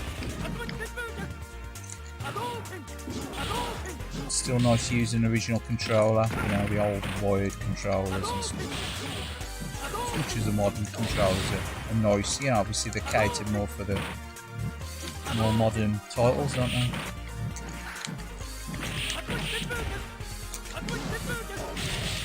I've got a feeling these games definitely play better on the Japanese system, don't they, than if you're trying to run them with an action replay on a PAL system.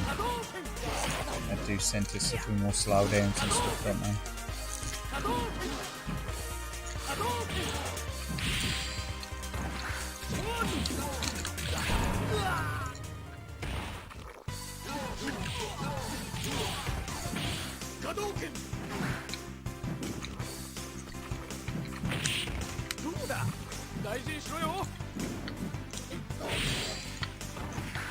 Really was a dig one at SNK. Mr. Ibiki.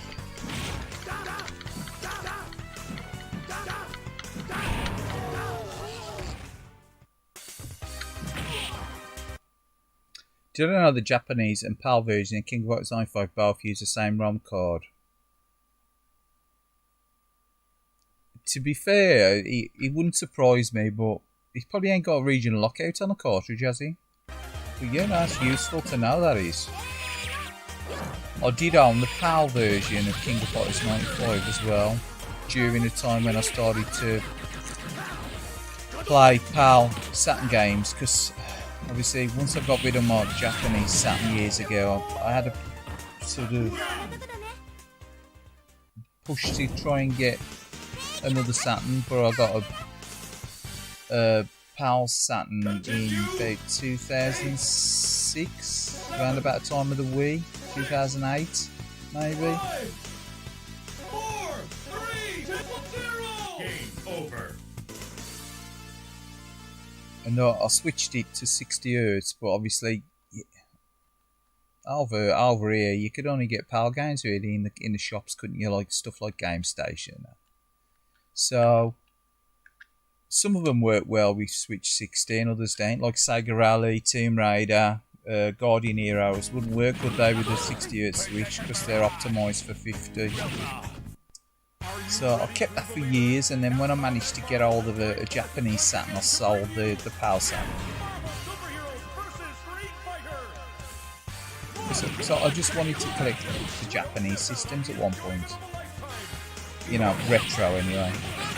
The only PAL system I've got now, really, that runs at 50Hz and I ain't bothered about, and that's a nostalgia kick for me, is a Master System.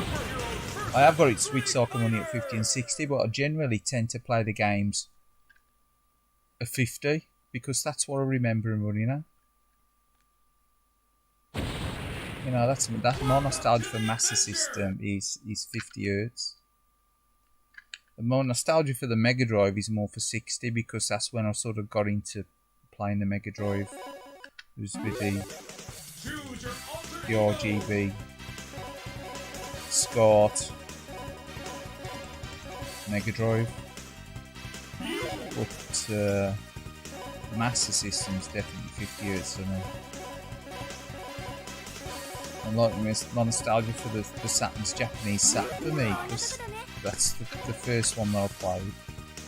It's definitely a nostalgia thing. It's what you remember in your first systems. Like, obviously that's why, you know, people still crave for the 8-bit computers, don't they?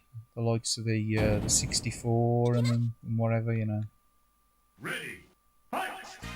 It's a nostalgia thing, what you're familiar with.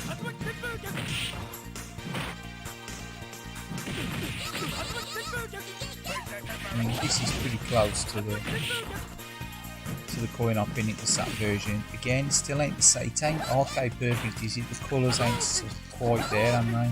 Some of the colours, they're lacking a little bit of colour.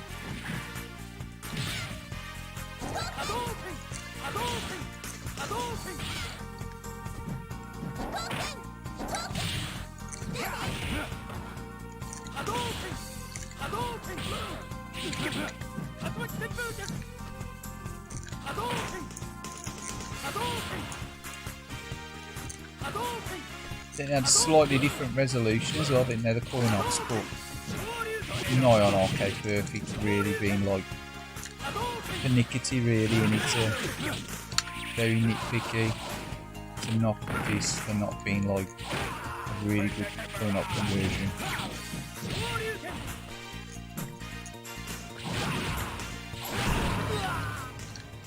Let's go.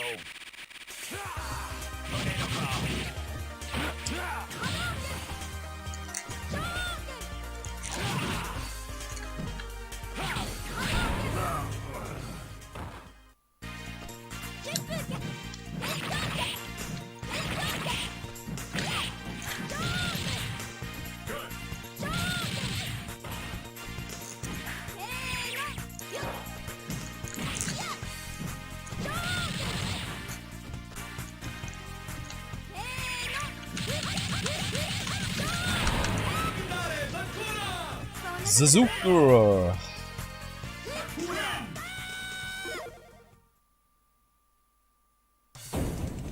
Yeah, but that's it. If you need the speed mod, you need that switch. It's dead easy to put into a Mark 1. I can't remember, it might have been a Mark 2. I think it's a little bit trickier to put in a Mark 2 or Model 2, whatever it is, style. You know, the round button Saturn. But I've put it in both of them. I put a speed switch in both of them over the years. The Mark 1's the easiest one because you just sort of stick a couple of wires from the PCB near the battery compartment. It's like real easy to get to as well because you can just sort of stick it above the battery.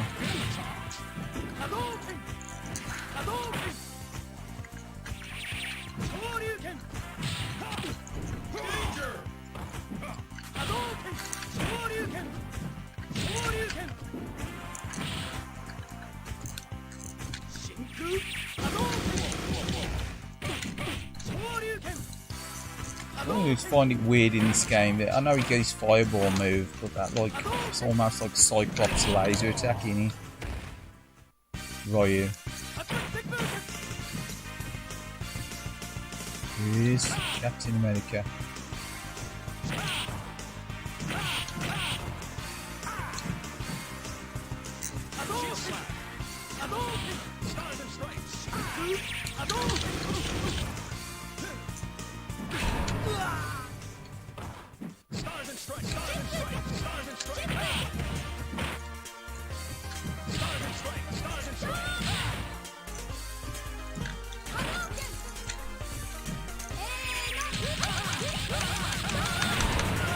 Yeah, kick Captain America's ass.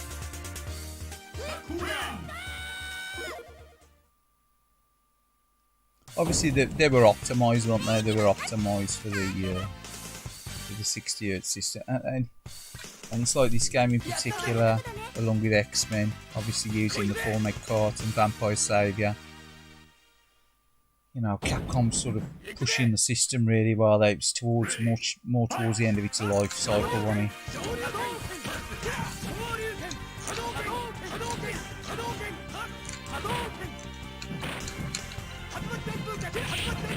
This does run a fair few knots done in this game. In turbo mode, so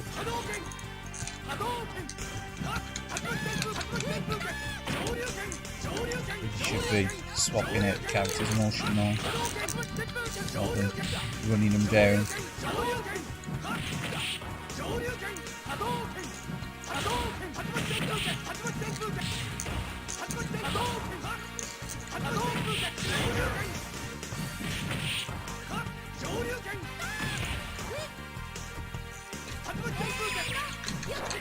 Oh, miss. Oh, burnt with that one. And again, missed. He's all out of the shop, and he can. Good skill by Ken. Proper over the top though, these games, you know.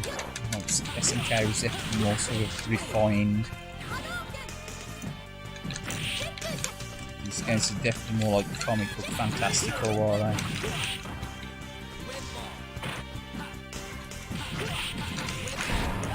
No, way to swap out, but still, not gonna happen, is it?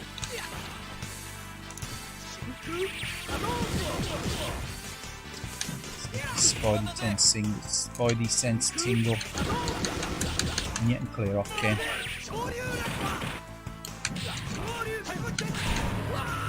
Bosh.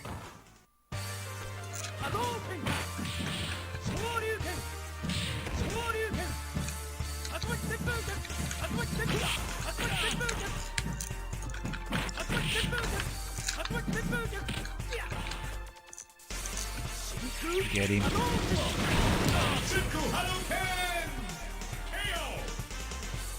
You win!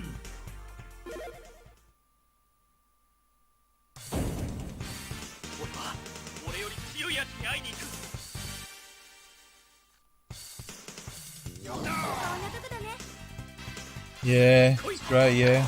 So I've got 3 CRTs, I've only got 2 up here. I've got the little widescreen, what's that little widescreen? What is it, 24 inch widescreen.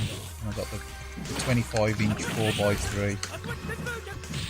Which I do use on occasion. I ain't used them the past couple of weeks now, so I probably need to power them on and give them a bit of a blast. But yeah, CRTs, RGB, can't beat it, can you? It's easy to connect up to the capture card if everything's all HDMI.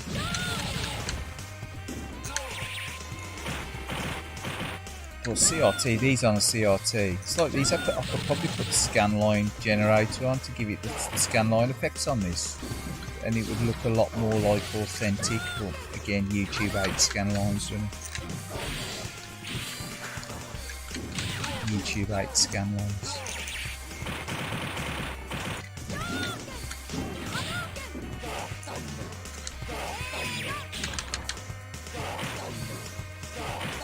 Big guy in this one.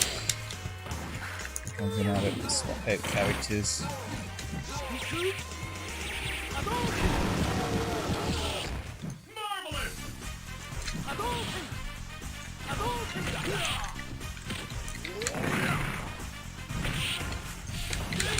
Zangief.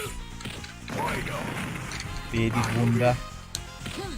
Stun it, Annie. That's it. Wiped out.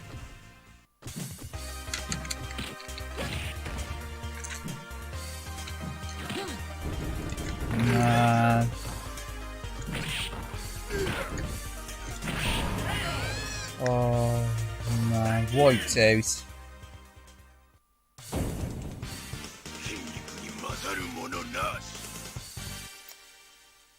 Continue. Oh well, I think that's me wiped out for this afternoon anyway, / early evening, because I fancy having my tea.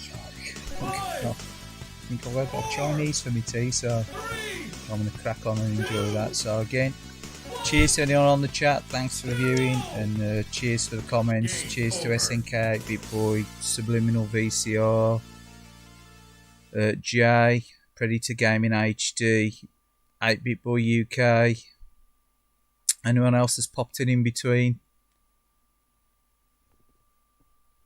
Have a pleasant evening, probably catch you sometime over the weekend, and enjoy the rest of your evening. Have a good one.